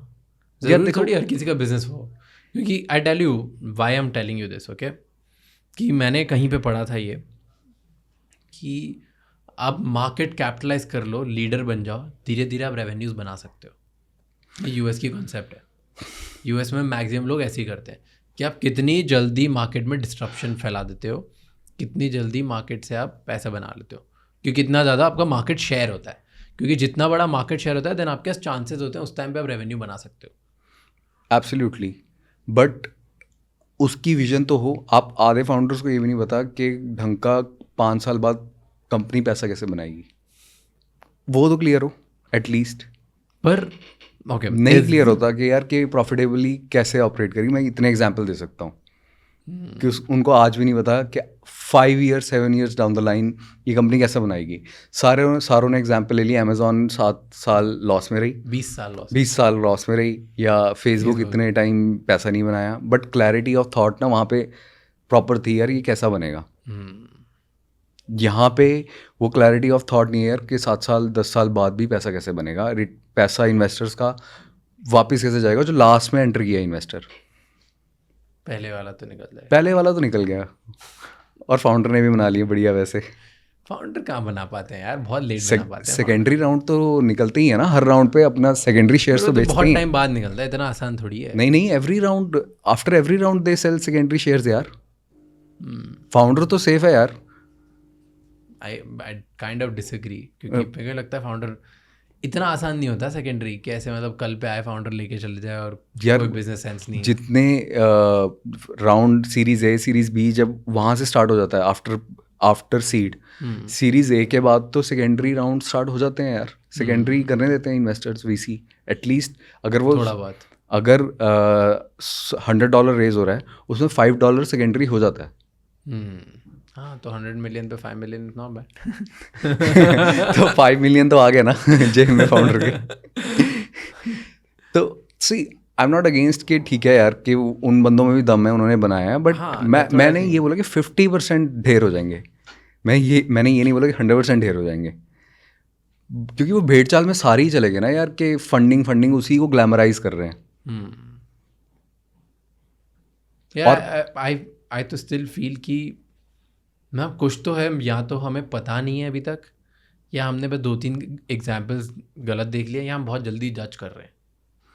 मुझे लगता है क्योंकि अगर इतना बड़ा बनाया है किसी ने और इतने फाउंडर्स हैं जिन्होंने आज उनके बिजनेस में भी लॉसेस में चल रहे हैं, करोड़ों रुपए के लॉसेस होते हैं, उन्होंने बिलियंस ऑफ डॉलर फंडिंग उठा ली है, वो 5 साल हो गए 7 साल हो गए, अभी तक उनके पास कोई रेवेन्यू मॉडल नहीं है, पर आई एम श्योर कोई प्लान होगा जिसकी वजह से उनको पैसा मिल रहा है और जिसकी वजह से उनका गेम चल रहा है, बिकॉज दे आर स्मार्ट। क्योंकि कोई भी एक the person is not smart, उसको पैसा नहीं मिलने वाला मार्केट में। वो तो बेसिक है, क्योंकि IIT की डिग्री हो या आपकी कोई भी पेडिग्री हो, IIM हो, कुछ भी हो, राइट, उसके लिए भी आपको सीड राउंड मिल जाएगा, सीरीज से मिल जाएगा, सीरीज B, सीरीज C, तो कुछ तो दिखाना पड़ेगा भाई, मतलब तुम कुछ तो स्मार्ट हो, एग्जीक्यूशन कैपेबिलिटी से तुमको दिखानी पड़ेगी यार एग्जीक्यूशन कैपेबिलिटी डेफिनेटली दिखानी पड़ेगी, मैं वो नहीं कह रहा हूँ, उसके बिना तो नहीं चला सकते, इतना बड़ा धंधा नहीं बना सकते। हाँ। बट उसके हाइंडसाइट में क्या हो रहा है, फॉर एग्जांपल गो मैकेनिक ने क्या किया, क्या एग्जीक्यूशन दिखाई, फ्रॉड किया ना इन्वेस्टर्स के साथ, नंबर्स को इंक्रीज किया, मतलब it is out there in the public, हुआ है ना, मतलब लिंक्डइन पे खुद फाउंडर ने डाला है, तो we can talk about it. हाँ, ही एडमिटेड। तो वो वैल्यूएशन बनाने के चक्कर में, यूनिकॉर्न स्टेटस की वजह से उसने सारे नंबर घुमाए, मतलब नंबर घुमाने पे फोकस है, धंधा बनाने पे फोकस नहीं है। ऐसे बहुत एग्जाम्पल्स हैं। I am against those companies, but कईयों ने बहुत सॉलिड धंधा भी बनाया है यार, क्योंकि वो जो स्टार्ट हुआ था। अब इसमें एक पॉइंट है, लुक एट द बिजनेसेस जो पीछे जो 7-8 साल पुराने हैं, जब फंडिंग इतनी ग्लैमराइज नहीं थी, पर उन्होंने फंड रेज कर लिया था, तो उनका फोकस धंधा बनाने पे था, और वो वाली कंपनीज है ना, वो आज की डेट में भी किल कर रही हैं, और वो बनाएंगी कुछ ना कुछ। बट लेटर हाफ, ये डेकेड जब से फंडिंग स्टार्ट हुई है, फर्स्ट हाफ में जो कंपनीज ने अच्छा पैसा उठाया और आज जो सर्वाइव कर रही हैं, उन्होंने फंडामेंटल्स को ध्यान में रख के बनाया, क्योंकि वो इतना हर टाइम पे ये नहीं होता था यार कि टीवी पे पहुंच जाते थे फंड रेज करने, क्योंकि उनको था यार कि वो सही धंधा बना रहे हैं। पर लेटर हाफ में जो कंपनीज आई हैं ना, उनके हाल बुरे हैं, क्योंकि वो मतलब वो बिजनेस फंडामेंटल्स को छोड़ के वो ग्लैमराइज जो हो चुका है ना फंड रेज, उसकी वजह से बस उसी चीज़ पे फंसे हुए हैं वो, कि अब इतना फंड उठाना है, अब इतना फंड उठाना है। बट ये नहीं कि यार कि बिजनेस में ही जान कैसे लेके आनी है, कि वो अपने आप, या प्रोडक्ट इतना अच्छा कैसे बनाना है कि यूज़र खुद एक्वायर हो बिना अपना पैसा जलाए। True, nice. तो एक 2 बिजनेस के बारे में बताओ, फिर अपन आपके बिजनेस एक्यूमेन पे जाएंगे। मेरे को काफ़ी इंटरेस्ट आ रहा है इसमें, क्योंकि non funded profitable business banana in a competitive market is difficult, very difficult. पर एक बताओ कि एक बिजनेस जो, एक स्टार्टअप या एक स्मॉल बिजनेस, कुछ भी जो आपको बहुत ही बढ़िया लगता हो और उसके फंडामेंटल बहुत स्ट्रांग लगते हैं, कोई रीज़न है जिसको बहुत अच्छा लगता हो, और एक स्टार्टअप या बिजनेस जो आपको लगता है कि यार ये तो मतलब बस गया या मतलब आपको नहीं पसंद personally. I am not saying कि obviously you and me we are not better जजेस हियर, हर किसी का अपना गेम है, बस पर्सनली बाहर से ऐसा लगता है यार क्या ही बना रहा है भाई, क्लैरिटी नहीं है। तो ऐसे दोनों का एक एग्जाम्पल दो, कुछ कोई ऐसा लग रहा हो यार अच्छा कौन सा लगता है और लगता है यार ये तो अच्छे में भी बहुत एग्जांपल्स हैं। लेटेस्ट मतलब ईज माई ट्रिप, उसकी स्टोरी पता हो आपको? नॉन फंडेड है वो भी, नॉन फंडेड है ना? आप फंडेड पूछ रहे हो? हाँ, जो बहुत स्टार्टअप फंडिंग वाले, फंडिंग वाले जो जिन्होंने ईज माई ट्रिप नॉन फंडेड है ना? नॉन फंडेड है, सीधा आईपीओ किया। बहुत किलर स्टोरी है उनकी भी, तो प्रॉफिटेबल चलाया अच्छा। और मेक माई ट्रिप के साथ कंपटीशन में जो पैसा जला रहे थे कस्टमर एक्विजिशन में, उनके साथ compete करके पैसा बनाते बनाते सीधा सही कंपनी बनाई। ये उन्होंने तो कमेंडेबल काम किया यार, पता नहीं कैसे अमेजिंग किया। यार। तो वो तो नॉन फंडेड, फंडेड बताओ कौन सी लगती है जो?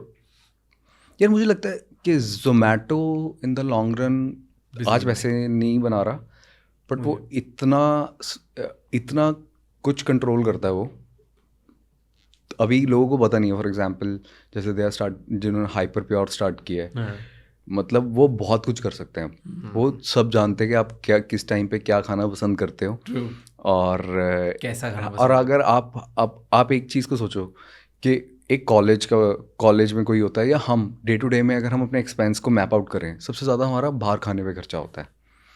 अगर उसमें वो मोनोपोली उसने बना ली ना, तो वो कुछ ना कुछ कर देगा, फाड़ देगा वो। तो आई फील जोमेटो का आईपीओ भी इतना, मतलब बहुत क्रिटिसिज्म हुआ है, बट जोमेटो कुछ ना कुछ कर देगा। हाँ, सेम म्यूचुअल फीलिंग। मुझे लगता है कि जोमेटो, स्विगी, अभी थोड़े दिन पहले हमारी बात हो रही थी, कोई बोलता कि यार अब हो गया, अब इससे ज़्यादा नहीं बढ़ेगा। मैं बोला नहीं यार, तुम ये सोचो कि जब तो हमारे पेरेंट्स हमें जब बाहर लेके जाते थे, क्योंकि उनके लिए पार्टी वाज गोइंग आउट, और एक रेस्टोरेंट में आके खाना बना, राइट? जब हम लोग पेरेंट्स बनेंगे, जब हम लोगों की फैमिलीज होगी, जब हम लोग की कैपेसिटी, आज तो हम बैचलर्स हैं, हमारी अर्निंग कैपेसिटी और स्पेंडिंग कैपेसिटी हो गया भाई 500 रुपये बुला लिया बहुत है, खुश है। जब हम लोग बड़े होंगे, जब हमारी कैपेसिटी बढ़ेगी, तब हमारा ऑर्डर साइज बढ़ेगा जोमेटो का, तब होगा, क्योंकि हम लोग हैं नेटफ्लिक्स एंड चिल, हमारी फैमिली गैदरिंग्स होगी, हमारे बच्चों के साथ नेटफ्लिक्स देख रहे हैं और खा रहे हैं, राइट? हर संडे हम लोग प्लान बना रहे हैं, हम लोगों को खाने की बाहर आदत है, हम लोगों को न्यू क्यूजीन्स खाने की आदत है। हमारे मम्मी पापा एक ही रेस्टोरेंट होता था, सालों साल हम लोग सब उसी पे गए, बाहर जाते थे। Have you been there? Like right, हमारे सिटी में एक रेस्टोरेंट होता है, बाहर कुछ भी ओकेजन हो, बर्थडे हो, पार्टी हो, उसी रेस्टोरेंट पे लेके जाते हैं। हम लोगों को नए क्विजीन्स ट्राई करना है, हर हफ्ते कुछ नया खाना है, नेटफ्लिक्स पे चिल करना है।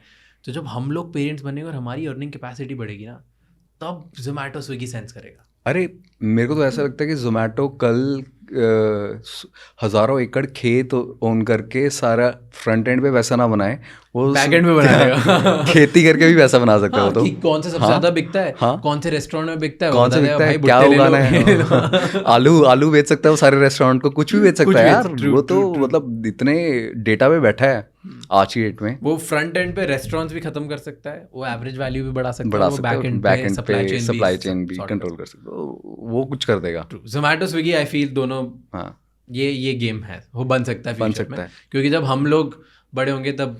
और जोमेटो क्यों मैंने बोला, स्विगी क्यों नहीं बोला, उसका भी रीज़न है। जोमेटो ने राइट टाइम पे कैसे पिवट किया अपना बिजनेस। चलो स्विगी तो आया ही डिलीवरी से स्टार्ट हुआ था, उनका तो कॉन्सेप्ट डे वन पे। नहीं, स्विगी को तो आई थिंक स्टार्टिंग में डिलीवरी बिजनेस बनाना था, जो डिलीवरी है ना आज ई कॉमर्स बिजनेस, स्विगी को वो बनाना था। ओके और वो बनाने के चक्कर में वो लोग शायद ये बना गए। तो मेरे को जहाँ तक जोमेटो तो सब फॉलो करेंगे, वो उससे लिस्टिंग से वो पूरा का पूरा बिजनेस को पिवट करना है एकदम से। तो अब जैसे डाइन आउट भी था उस स्पेस में, तो इतनी स्पीड पे एग्जीक्यूशन और इतने एजाइल होना किसी बिजनेस के लिए, वो भी उस स्केल पे। बात होनी है कि आप जब स्टार्ट करते हो ना, तो आप जब नहीं चल रहा हो तो पिवट करना आसान होता है।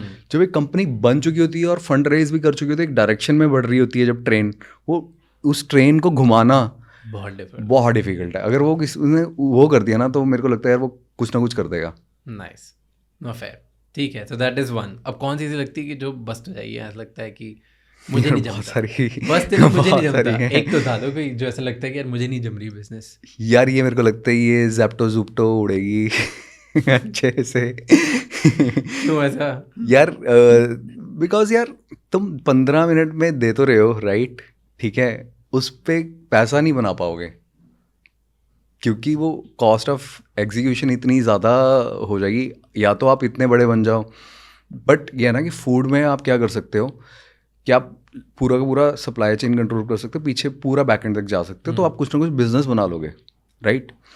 बट ये ब्लिंकिट और ज़ेप्टो ये वाले बिजनेसेस हैं, इसमें FMCG प्रोडक्ट्स हैं, ब्रांड्स हैं, आप उसके पीछे सब वैल्यू में नहीं जा सकते, उतना पीछे बैक ट्रैक नहीं कर सकते। Think about Zepto, okay? May be Zepto, and I'm saying this because Adit is my brother. Like I love him. He's the founder of Zepto. आपने गलत चीज बोली ये काट नहीं यार, मेरा ये बिलीफ, मतलब मेरे को थोड़ा business open for this, and obviously यार मैं उसके बिजनेस मॉडल को इतने से समझता नहीं हूँ। It's just because he is such a close friend that I want him to win, मतलब regardless of whatever this is, and I am sure वो इतना स्मार्ट है। लाइक द कॉन्वर्सेशन, मतलब कुछ फिगर आउट करना पड़ेगा, कुछ कर लेगा वो, कुछ फिगर आउट करना पड़ेगा, नहीं तो हर ऑर्डर पे पैसे बनाना बहुत डिफिकल्ट है, क्योंकि मार्जिन्स बहुत लो हैं वहाँ पे। डू यू थिंक जितने लोग देख रहे हैं सबका एक क्वेश्चन होता है, do you think bootstrap business बन सकता है और पैसे कमा सकते हैं लोग आज? डेफिनेटली, टेक में भी।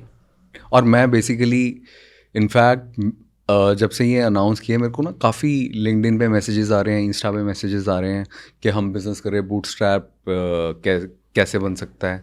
तो मैं तो बेसिकली आज यहाँ पे ही मतलब अनाउंस कर देता हूँ कि आई डेडिकेट माई वीकेंड, और मैं कॉल्स दूंगा सारे एंटरप्रेन्योर जितनी मैं ले सकता हूँ, जिसका बिजनेस मॉडल समझ कर मैं बताऊँगा यार कि ऐसा कर ले या ऐसा कर ले, कि थोड़ा कि उसको थोड़ा रनवे मिल जाए या वो ग्रो कर ले, क्योंकि चल सकता है बूटस्ट्रैप बिजनेस। ओके, ऐसा कुछ नहीं कि बूटस्ट्रैप बिजनेस अगर मैंने चलाया है, और बहुत एग्जांपल्स हैं, ज़ीरोधा, ज़ोहो, ईज माई ट्रिप, तो मतलब चल तो सकता है ना। सिर्फ मैंने आपको ये बताया था स्टार्टिंग में, जैसे कंस्ट्रेन अपने, अगर तुम्हें पता है यार इस कंस्ट्रेन में मुझे काम करना है, और आपका माइंड और की क्लैरिटी है और आप फिगर आउट कर लोगे कैसे होगा बूटस्ट्रैप।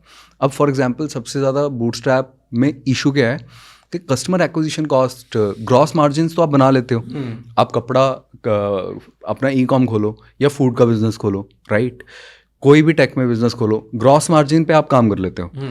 प्रॉब्लम आती है कैक में, नए कस्टमर्स कैसे, नए कस्टमर, उसमें आप पैसा लूज करते हो।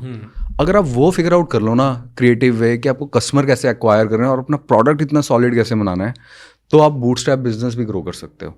कोई तरीका बताओ जिससे काफ़ी क्रिएटिवली आपने किया हो, विच यू फील कस्टमर, क्योंकि यार मान लो मैं टी शर्ट बेच रहा हूँ, ओके, हज़ारों, चलो सॉफ्टवेयर की बात ही करते हैं, आपकी जो आप करते हो, आप वेबसाइट बना रहे हो, हज़ारों लोग वेबसाइट बना, मैं गूगल करूँगा वेबसाइट डेवलपर, शहर में क्या अंधेरी के अंदर ही मेरे को 50 मिल जाएंगे, राइट। तो जब इतना कंपटीशन है, मुझे वेबसाइट बनानी है किसी बिजनेस के लिए, तो मैं स्टैंड आउट कैसे करूँगा उधर। और अभी स्टार्टिंग में तो मेरी कोई ब्रांड वैल्यू नहीं है, मेरे पास कुछ, I mean one way, I am a big believer of content कि तुम कंटेंट बना के अपनी ब्रांड बना दो और वो करो, क्योंकि I did the same way.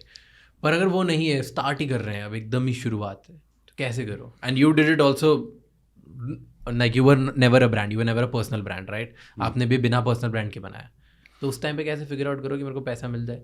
सी सबसे प्रोजेक्ट एक इम्पॉर्टेंट स्किल जो हर फाउंडर को सीखना चाहिए वो है हाउ टू सेल।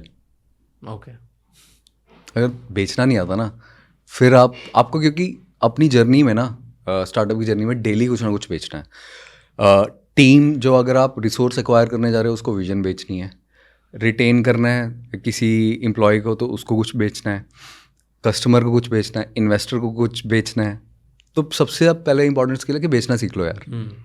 कोई बुक पढ़ लो, मार्केट में जाओ, मैं कह रहा हूँ कि कोई प्रोडक्ट पकड़ लो, किसी सेल्स कोई कंपनी में ना, मतलब वो इंसाइक्लोपीडिया में घुस जाओ, बेचने डोर टू डोर कर लो। क्योंकि मैंने फर्स्ट चीज़ मैंने ये भी किया हुआ है, डोर टू डोर सेल्स भी किया हुआ है बिफोर कोड ब्रू। मैंने कुछ ऐसे ही सेल्स एक्टिविटी के लिए किसी को ज्वाइन कर लिया था, कोई फार्मा कंपनी थी, तो उनका ब्रांडिंग डोर टू डोर बेचने, मतलब कि तो वो मैंने बेचना सीखा था सबसे पहले। तो कैसे बेचते हैं, can you guide us, what do you think कि हाउ टू सेल करने का प्रिंसिपल क्या होता है? ये काफ़ी इंटरेस्टिंग टॉपिक है। सी बहुत सिंपल है, सबने ना जो सेल्स को ना आर्ट बनाया हुआ है, but sales is a science okay, which can be learn, और स्किल उसका इजीली एक्वायर हो सकता है। ओके, ठीक है। अब फॉर एग्जांपल किसी भी सब्जेक्ट में 4-5 चैप्टर्स होते हैं या 4-5 मेन मॉड्यूल्स हैं, वैसे सेल्स में 4-5 मेन मॉड्यूल्स हैं। फर्स्ट इज़ कि आप कस्टमर के साथ रेपो बिल्ड करते हो, ठीक है। रेपो बिल्ड करने के बाद सेकंड मॉड्यूल इज कस्टमर को अंडरस्टैंड करते हो, उसके प्रॉब्लम स्टेटमेंट को, ठीक है। थर्ड है कि आप अपना जो सर्विस या प्रोडक्ट है वो बताते हो कि तेरी प्रॉब्लम वो कैसे रिजॉल्व करेगा। फोर्थ है अपना प्राइस पॉइंट को जस्टिफाई करते हो, नेगोशिएट करते हो। तो ये 4, अगर सेल्स को इस 4 स्किल्स में या 4 मॉड्यूल्स में तोड़ दो और हर एक को आप लर्न करने की कोशिश करो, तो you can learn skill of sales easily. And what is your view on, because now I believe that's one thing which I call myself is a seller seduction.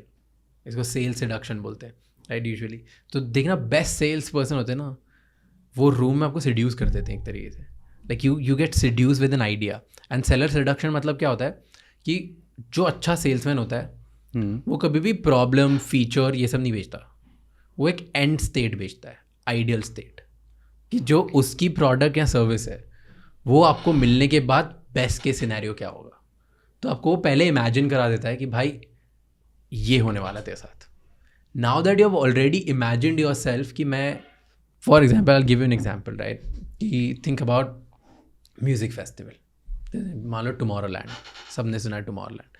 अब उसकी आफ्टर मूवी ना आपको एकदम एक एंड स्टेट भेज दी थी कि भाई इतने तुम मज़े कर रहे हो, इतने आसपास लोग हैं, हज़ारों दोस्त बनेंगे, तुम डांस कर रहे हो, तुम पागल हो रहे हो, मस्ती हो रहे हो, बेस्ट लोग आ रहे हैं। अब तुम्हारे माइंड में तुम ऑलरेडी इमेजिन कर चुके हो, और अगर मैं इधर होता तो कैसे होता। ना वो अब बैक स्टार्ट करते हैं, जहाँ पे फिर प्राइस बताएंगे, फिर बताएंगे कि यूरोप जाना पड़ेगा, फिर वहाँ पे आपको आइलैंड पे जाना पड़ेगा, फिर आइलैंड पे जाके आपको 10-12 किलोमीटर वॉक करना पड़ता है आपको, राइट। ये सब चीज़ आपको वो पहले बताया कि भाई 10 किलोमीटर वॉक करके हज़ारों लोगों के बीच में पानी की भी बहुत दिक्कत होगी, जहाँ तुम्हें पानी भी नहीं मिलेगा, वहाँ जाके तुम्हें 4 घंटे नाचना है, तुम इरिटेट हो जाओगे, तुम नहीं जाओगे। लाइक वो कभी भी स्टार्ट नहीं करते, they always sell an end state की एंड में तुम्हें ये लगेगा? वो उसको बेसिकली मैं परसीव करता हूँ मार्केटिंग, ओके, कि आपको एंड स्टेट, जब हम बेसिकली कोई एड्स देखते हैं मार्केटिंग, परफ्यूम, लड़कियां मिल जाएंगी, ये वो एंड स्टेट हाँ, is a end state sell marketing, करते इट्स हो, अ it's मार्केटिंग। marketing ही में, okay. उसके बाद मार्केटिंग कर दी कि एंड स्टेट क्या है, फिर उसके बाद सेल प्रोसेस स्टार्ट होता है, So that's marketing. That's Nice. Marketing, and then you start the sales process. अब वो दिखा दिया, सपना दिखा दिया, अब उसके माइंड में घुस जाओ, उसकी प्रॉब्लम को अंडरस्टैंड करो। और सबसे इम्पॉर्टेंट, जो सबसे की लेसन है सेल का, कि सेलू मत बनो, सबसे इम्पॉर्टेंट है। और उसको ना जेन्युइनली उसको सोल्यूशन दो।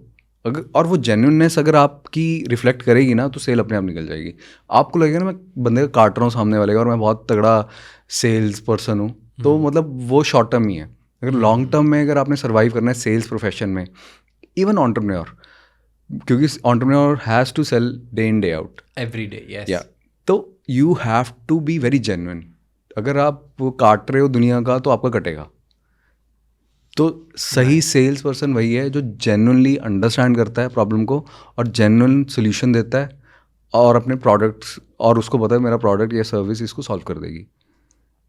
यार अगर उसकी नहीं करेगी तो वो सही जगह भेज देता है कि यार ये यहाँ से ले ले, कॉम्पिटिटर से ले ले, तेरी प्रॉब्लम सॉल्व हो जाएगी। और बंदे को याद रहेगा यार इस बंदे ने ना जेन्युइन मेरे को एडवाइस दी थी, और कल को दोबारा उसको ज़रूरत होगी ना, वो घूम के उस पर आएगा, क्योंकि उसको वो जेन्युइननेस मिली है उससे। Nice. कोई okay, tell us any story कोई याद आ रही है आपको कि जिसमें कोल्ड ब्रू में आपने कोई बहुत बड़ा क्लाइंट लैंड कर दिया और आपको लगा भाई अब तो सही है बहुत? कोई स्पेसिफिक स्टोरी जहाँ पे लगा लाइफ चेंजिंग क्लाइंट्स आउट? अरे यार हाँ, तो मैंने दुबई में ऑफिस खोला था 2017-18 में। तो पहले तो मतलब एक फर्स्ट इंटरनेशनल ऑफिस था, तो वो तो बहुत ही मतलब टफ, मतलब पहले हम वहाँ पहुँचे, मैं वहाँ पहुँचा, वहाँ ऑफिस खोलना, वहाँ बंदे हायर करने हैं। अब हर चीज़ फर्स्ट टाइम इंडिया के बाहर गया था, और वो भी विजन लगी यार कि यहाँ अब ग्लोबल जाना है, ऑफिस खोलना है दुबई में। तो पहले तो हर चीज़ ना वो कन्वर्जन रेट चल रहा होता है माइंड में तो खाना 20 रुपये 22 रुपये पहले तो वही, मतलब डाइजेस्ट नहीं, हर चीज़ इतनी महंगी यार, ये चल क्या रहा है। तो टैक्सी लेनी तो यार वो होता था कि यार यहाँ से वहाँ तक जब 1000 रुपये लग गए। तो पहले 2 साल जब दुबई जाता था मैं वो करने, तो मतलब डेजर्ट में कई बार ऐसे होता, पैसे बचाने के लिए बहुत किलोमीटर चलता था, तो वो स्ट्रगल थी पहले जब। बट मतलब हमने ऑनबोर्ड किया था 2-2.5 साल बाद दुबई गवर्नमेंट को as a client, nice. UAE government को। कैसे लैंड हुआ वो क्लाइंट? तो बेसिकली बहुत सारी कंपनीज अप्लाई कर रही थी, और बड़ी बड़ी कंपनीज, और उसमें बेसिकली इन्फोसिस भी थी ओके। कंपटीशन में, आरएफपी में। तो आरएफपी रिक्वेस्ट उसमें काफ़ी, हाँ मतलब उसमें काफ़ी कॉम्पिटिटर्स थे, इन्फोसिस, बहुत सब बड़ी बड़ी कंपनीज भी थी। तो हमने हर स्टेज ऑफ आरएफपी को बहुत क्लोजली, मतलब 200% उसमें अपनी जान लगा दी। और फिर जब पिच हुआ ना, मतलब जो सीईओ थे उस डिवीज़न के, तो तुमने कहा कि you are fairly new company, कि हम कैसे ट्रस्ट कर लें। तो मैंने कहा यार कि मेरे से आप ना जितनी अमाउंट आप दोगे मुझे, उसका चेक बना के रख लो, अगर टाइम पे और उस वैल्यू का डिलीवर नहीं हुआ तो 100% पैसे वापस। और दुबई में चेक लगाना मतलब ये, अगर उन्होंने लगा लिया और बाउंस हो गया तो मेरे को तो कहीं से भी उठा लेंगे वो तो मैंने उस लेवल का रिस्क ले लिया कि यार कि देखी जाएगी कि जितना पैसा दिया है पूरा का पूरा आप उठा लो, अगर नहीं हुआ हमने तो इतनी बड़ी गारंटी मतलब कोई नहीं देता B2B बिजनेस में। तो उससे वो क्रैक हो गया, मतलब Dubai government. And it was the biggest moment यार कि मतलब एक गवर्नमेंट, वो भी इंटरनेशनल सॉइल पे जाके वहाँ की गवर्नमेंट का कॉन्ट्रैक्ट उठाना, it's a big deal. Nice. ये स्टोरी सही है यार, ऐसे मतलब डर लग जाए आदमी को यूजुअली, हाँ। और ऐसी अथॉरिटी के सामने बैठे तो पहले ही डर लगता है, पहले ही डर लगता है, ऊपर से यू आर कमिटिंग दैट। तो व्हाट डू यू थिंक ऐसे क्रिएटिव वेज कौन कौन से, जैसे गवर्नमेंट पार्टनरशिप्स उनके इसमें देखो तो वहाँ से उठा सकते हो, और कौन से क्रिएटिव वेज हैं जहाँ से आप बिजनेस क्लाइंट बढ़ा सकते हो, जो आपको लगता है यार ये अंडररेटेड वेज हैं, लोग देखते नहीं है, यहाँ से बिजनेसेस बन सकते हैं, यार क्लाइंट आ सकते हैं? मतलब एफिलिएट जो हम डिस्कस कर रहे थे ना, मैंने वो बहुत किया, जो जीरो था का हम एफिलिएट चैनल डिस्कस कर रहे थे। ऐसे बहुत मतलब ऐसे लोग बैठे हैं जो आपके बिहाफ पे 1% मतलब इन्फ्लुएंसर्स हैं अपने बिजनेस में, वो उस इंडस्ट्री में काफ़ी साल से हैं। अगर आप उनको पकड़ के उनके कुछ क्लाइंट अपने थ्रू ले लो और उनको इन अ वे B2B commission दे में इन्फ्लुएंसर मॉडल क्रिएट कर लो, तो उसमें बहुत बड़ा धंधा बन सकता है। हाँ कि कमीशन बेस्ड लोग ढूंढ लो जो इन्फ्लुएंशियल एसेट लाइट मॉडल है, क्योंकि उसमें आपको पेरोल पे नहीं रखने पड़ रहे बंदे, एंड आप मतलब ग्लोबल वो नेटवर्क बना सकते हो। जैसे एक ना डॉक्टर की सर्विस मैनेजमेंट के लिए कोई ऐप थी, तो उन्होंने क्या किया, व्हाट दे डिड कि वो जो डॉक्टर्स की जो सारी मेडिकल एसोसिएशन की कॉन्फ्रेंसेज होती है ना, जो वो ऑर्गेनाइज करते हैं, उन लोगों को कमीशन दी कि आपकी कॉन्फ्रेंस में हज़ारों डॉक्टर हर साल आते हैं, उसमें आप इंडिया में 10-12 कॉन्फ्रेंस करते हो, हर महीने आपकी कॉन्फ्रेंस होती है, हज़ारों डॉक्टर्स आ रहे होते हैं, तो उसमें आप जो भी आपकी यूज़र से कन्वर्ट होता है हम आपको कमीशन देंगे लाइफ लॉन्ग, एक पर्टिकुलर %। और ऐसे करके उन्होंने बिजनेस एक्वायर किया और सारे मोस्टली उनके पास बहुत सारे डॉक्टर्स आ गए वो प्ले पे यूज़ करने लग गए। तो अब ये एक ग्रोथ हैक तरीका है, टेक्निक है, Yes. टू एक्वायर बिजनेसेस, या तो यही यूजर एक्विजिशन कॉस्ट अपने क्रिएटिव वे से ब्रिंग डाउन करनी है। I think that is a way to build bootstrap business. Nice कि जो या that's and you know I feel this is underrated actually. लोग ऐसे दिमाग लगाते कि जहाँ पे तुम्हारा टारगेट ऑडियंस सब लोग साथ में हो रहे हो ना, तो जो इंसान उसको साथ में लेके आ रहा है उस इंसान को अपना कर लो। यार at the end of the day हो क्या रहा है, जुगाड़ लगा रहे हैं हम, और इंडिया से बड़ा जुगाड़ नेशन कौन सा है यार। यहाँ पे सारे जुगाड़ लगाने पे आ जाएं तो बहुत किलर बूटस्ट्रैप धंधे बन सकते हैं। और जो हम डिस्कस कर रहे थे यार, शार्क टैंक में कितने अमेजिंग धंधे, मतलब करोड़ों का प्रॉफिट बना रहे हैं ऑल बूटस्ट्रैप, वो भी एग्जांपल्स ही हैं यार। और पहली बार आए फंड लेने। अब तो खैर शार्क टैंक में लोग फंड लेने से ज़्यादा मार्केटिंग के लिए आ रहे हैं, बट स्टिल यार बिजनेसेस तो अच्छे हैं, मतलब I like the businesses which are coming. कोई ऐसा कभी कोई जुगाड़ लगाया कभी आपने, बोला कि यार किस टाइप का जुगाड़? तगड़ा जिससे बिजनेस आपका बढ़ गया हो? हाँ, मतलब ऐसे बहुत सारे जुगाड़ हैं यार, बहुत। फॉर एग्जांपल जैसे बहुत मतलब वो मतलब सीक्रेट वो है, बट अब जैसे आपने कहा कि गूगल पे बहुत लोग होंगे, है ना, कि सब compete कर रहे हैं, तो हमने मेन जहाँ पे हमारे बिजनेसेस सबसे ज़्यादा आते हैं, हमने गूगल की रैंकिंग क्रैक कर दी नंबर 1 स्पॉट पे, और 2-3 स्पॉट हमने ही एक्वायर कर लिए। और मतलब आप ये लगाओगे इंडस्ट्री के लीडर्स सारे उन रैंकिंग्स के लिए फाइट कर रहे हैं सबसे कॉम्पिटिटिव मार्केट में, और सारे ही एक्सपर्ट्स बैठे हैं। अगर उसमें हमने क्रैक कर दिया ना टॉप स्पॉट, तो मतलब फिर फाड़ दिया। और ये नहीं कि एक स्पॉट टॉप 3 उठा लिए। तो ऐसे ऐसे मतलब जुगाड़ लगाने पड़ते हैं, जहाँ से आप कैसे धंधा निकालो और जिसकी एक्विजिशन कॉस्ट ना बढ़े आपको। हर घर में, हर बिजनेस में एक छोटे छोटे जुगाड़ लगा हैं। इंडिया के गली गली नुक्कड़ में बिजनेस बैठे हैं, उन्होंने बहुत क्रिएटिव जुगाड़ लगाए हैं। तो आई थिंक अगर किसी को कुछ सीखना है बिजनेस के बारे में, तो जो आप अपने शहर में, छोटे से छोटे शहर में जो बिजनेसेस हैं उनको स्टडी करो ना, तो आपको समझ आ जाएगा यार कि अगर ये बने हैं और इन्होंने इतना जुगाड़ लगाया है, तो कहीं से भी कुछ भी बैठ के आप बिजनेस बना सकते हो। ट्रू। रियल ग्रोथ हैक्स तो उन्होंने ही लगाए, क्योंकि उस टाइम में मार्केटिंग का कॉन्सेप्ट नहीं था। इनफैक्ट आई नो कितने ऐसे स्मॉल बिजनेसेस हैं या स्मॉल बिजनेस ओनर हैं, वो इस बात का प्राउड फील करते हैं, हमने बिना मार्केटिंग के बनाया है, right. Maybe that's true और wrong, that's a different day debate, पर उन लोगों को एक प्राउड है कि भाई मैंने 50 करोड़ का धंधा बनाया है, कोई मार्केटिंग नहीं करते हम, आज भी हमारा प्रोडक्ट बिकता है। तो प्रोडक्ट बिकने के लिए उन्होंने कहीं ना कहीं तो जुगाड़ लगाया है स्टार्टिंग में, जिसकी वजह से प्रोडक्ट बिकता है। तो वो स्टडी कर लो तो काफ़ी चीज़ें समझ में आ जाएगी। और सबसे आई मीन बहुत सारे एंटरप्रेन्योर्स को लोग सेलिब्रेट करते हैं, इलॉन मस्क एंड, पर मेरे को तो यार अडानी से ऊपर कोई नहीं लगता ऑनेस्टली। और जेन्युइनली उस बंदे ने फर्स्ट जनरेशन एंटरप्रेन्योर, मतलब टॉप 5 में पहुंच गया वो बंदा। अब जो मर्जी रिपोर्ट्स आती रहें, ठीक है, जो मर्जी होता रहे, ठीक है, चाहे उसके पॉलिटिकल कनेक्शन है या नहीं है, पर अगर उसने पॉलिटिकल कनेक्शन से भी ग्रो किया है तो कोई बना लो यार, मतलब वही पॉलिटिशियंस हैं, तुम भी चले जाओ। तो वो क्रिटिसाइज़ करना तो उसको बनता ही नहीं है, मतलब वो अंबानी से भी ऊपर है। मतलब अंबानीज ने 2 जनरेशन लेके बिजनेस खड़े किए हैं, उसमें से आधा एक अंबानी ने उड़ा दिया। तो वो आया बंदा, मतलब उसने एक्सपोर्ट का अकेला धंधा आया, शुरू किया, हाँ। अकेला आया और उसने टॉप 5 में क्रैक कर दिया कन्वेंशनल बिजनेसेस में। कोई टेक का एंगल नहीं, कुछ नहीं, कोई फंड रेज नहीं, नथिंग, सीधा आईपीओ पे एक बिजनेस, दूसरा बिजनेस, तीसरा बिजनेस। तो मतलब मैं तो मतलब उस बंदे की तो अलग ही रिस्पेक्ट है मेरे माइंड में कि बिजनेस बनाया तो उसने बनाया है। मचाया तो है, दैट इज ट्रू। कल को उठते हो और आपका मन है कि रोड बनाने के धंधे में जाना है तो लोग बनाओ यार, political connections, why not.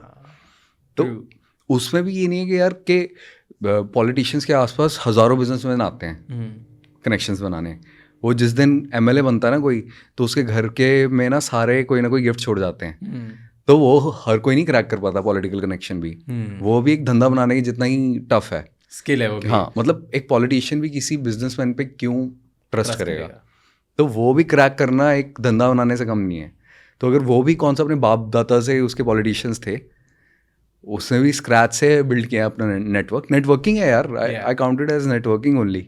True, it's art of networking art end of networking continuing. And see, अब बेट लगाना ऐसे बंदे पे, ठीक है, और उस बेट को होल्ड करना। उसकी बेट हो सकता है वो बड़ी ना होती, मतलब कोई सीएम पे आपने बेट लगाओ कैंडिडेट की, यार ये इसको मैंने वो कर लिया, यार ये पॉलिटिशियन है, या आज एमएलए बना है, कल को सीएम बन सकता है, कल उसके बाद पीएम बन सकता है। आप वो भी तो फ्यूचर की बेट ही खेल रहे हो, आप में वो विजन है वो बेट लगाने की, और उस बेट को होल्ड कर रहे हो एक ही पार्टी के साथ अलाइन होके। ये नहीं कि सरकारें बदल रही है और आप मूव हो रहे हो। तो वो विजन रखना और वो बेट लगाना, और उसका अगर आरओआई किसी को लॉन्ग टर्म में मिल रहा है, ही डिजर्व दैट आरओआई यार। True.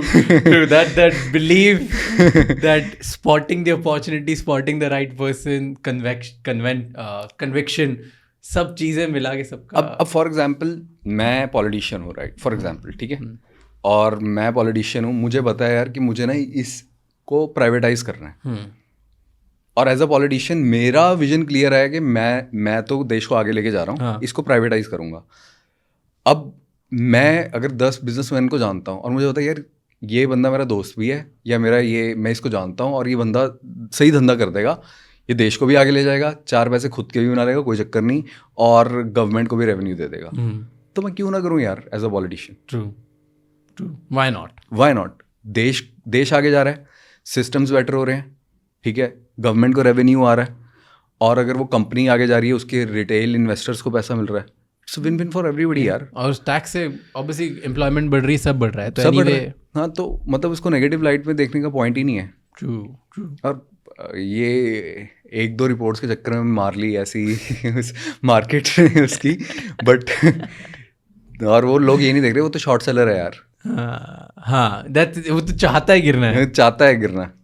Okay, the last question is, I want to know from you, I had a great chat, is tell me one business principle which you feel कि जितने लोग देख रहे हैं जिनको अभी बिजनेस बनाना है, सारे यंग एंटरप्रेन्योर्स हैं, उनको माइंड में रखना चाहिए in order to build a great business.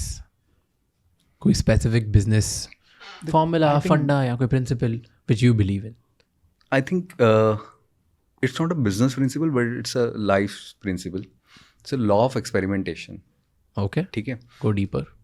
तो बेसिकली होता क्या है कि every business, it's all about, not only about entrepreneurs, मतलब सारे परमुटेशन कॉम्बिनेशन के बाद ना, अगर राइट टाइम पे राइट चीज़ नहीं की तो आप फेल हो जाते हो। चाहे जितने मर्जी स्मार्ट हो, जितना मर्जी पैसा उठा लिया, कई बार तो अहेड ऑफ टाइम, कई बार लेट, इसी के बीच में ऑस्कुलेट करते रहते हैं, राइट। तो अब बिजनेसेस, अब आप प्रिडिक्ट नहीं कर सकते एज अ ह्यूमन के राइट टाइम क्या है। तो अगर 2 प्रिंसिपल पे हम टिक रहे हैं, perseverance and experimentation, so basically you are trying something and experimenting some business idea, right, success और fail, you keep on doing it. अगर आप ये करते रहोगे तो ऐसा एक टाइम आ जाएगा कि वो आप राइट टाइम पे राइट आइडिया को एक्सपेरिमेंट कर रहे होगे and it would click. Interesting. And that's the whole life is about experimentation then. सो वहीं से गेम बनता है। वहीं से गेम बनता है। तो I think for business is it's also true. True. That is true. In fact, I believe in this factor कि right hard work right business model, right experimentation, सबके साथ साथ राइट टाइमिंग भी बहुत टाइमिंग, इंपॉर्टेंट है. But and you cannot You predict cannot control that. control You that. can control everything else. Else. So all you have to do is keep doing it again Again and and again. again, कि again. कभी तो बैठ जाएगा. कभी तो बैठ जाएगा. हाँ, nice. और एक बार बिठाते आ गया ना तो अगली बार ज्यादा बेटर बैठेगा, फिर हाँ, बेटर बैठेगा. फिर वो आपको थोड़ा वो समझ आने लग जाएगा सेंस होने लगेगा. Sense होने लग जाएगा. जाएगा. फिर टाइमिंग का, वो एक्सपेरिमेंट्स का. तो जो साइंटिस्ट भी इन्वेंशन करते थे पहला इन्वेंशन करने में उनको 100 एक्सपेरिमेंट्स लग जाते थे. उसके बाद वो नंबर ऑफ एक्सपेरिमेंट्स कम होते जाते हैं.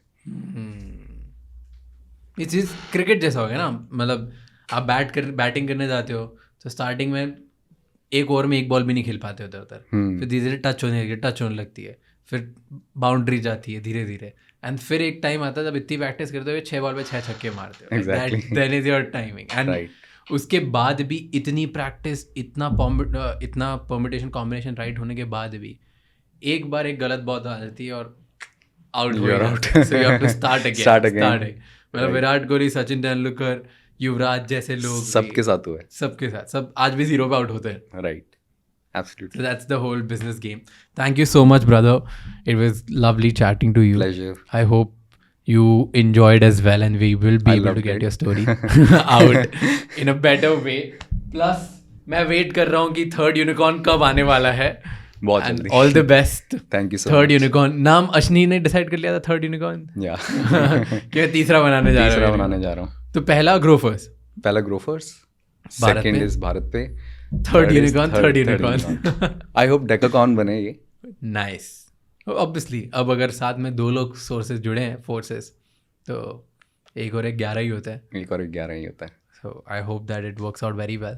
Thank you so much for being with us. All the best. Thanks for and please reveal हमारे पास ही करना, हमारे साथ ही करना. डन. डन.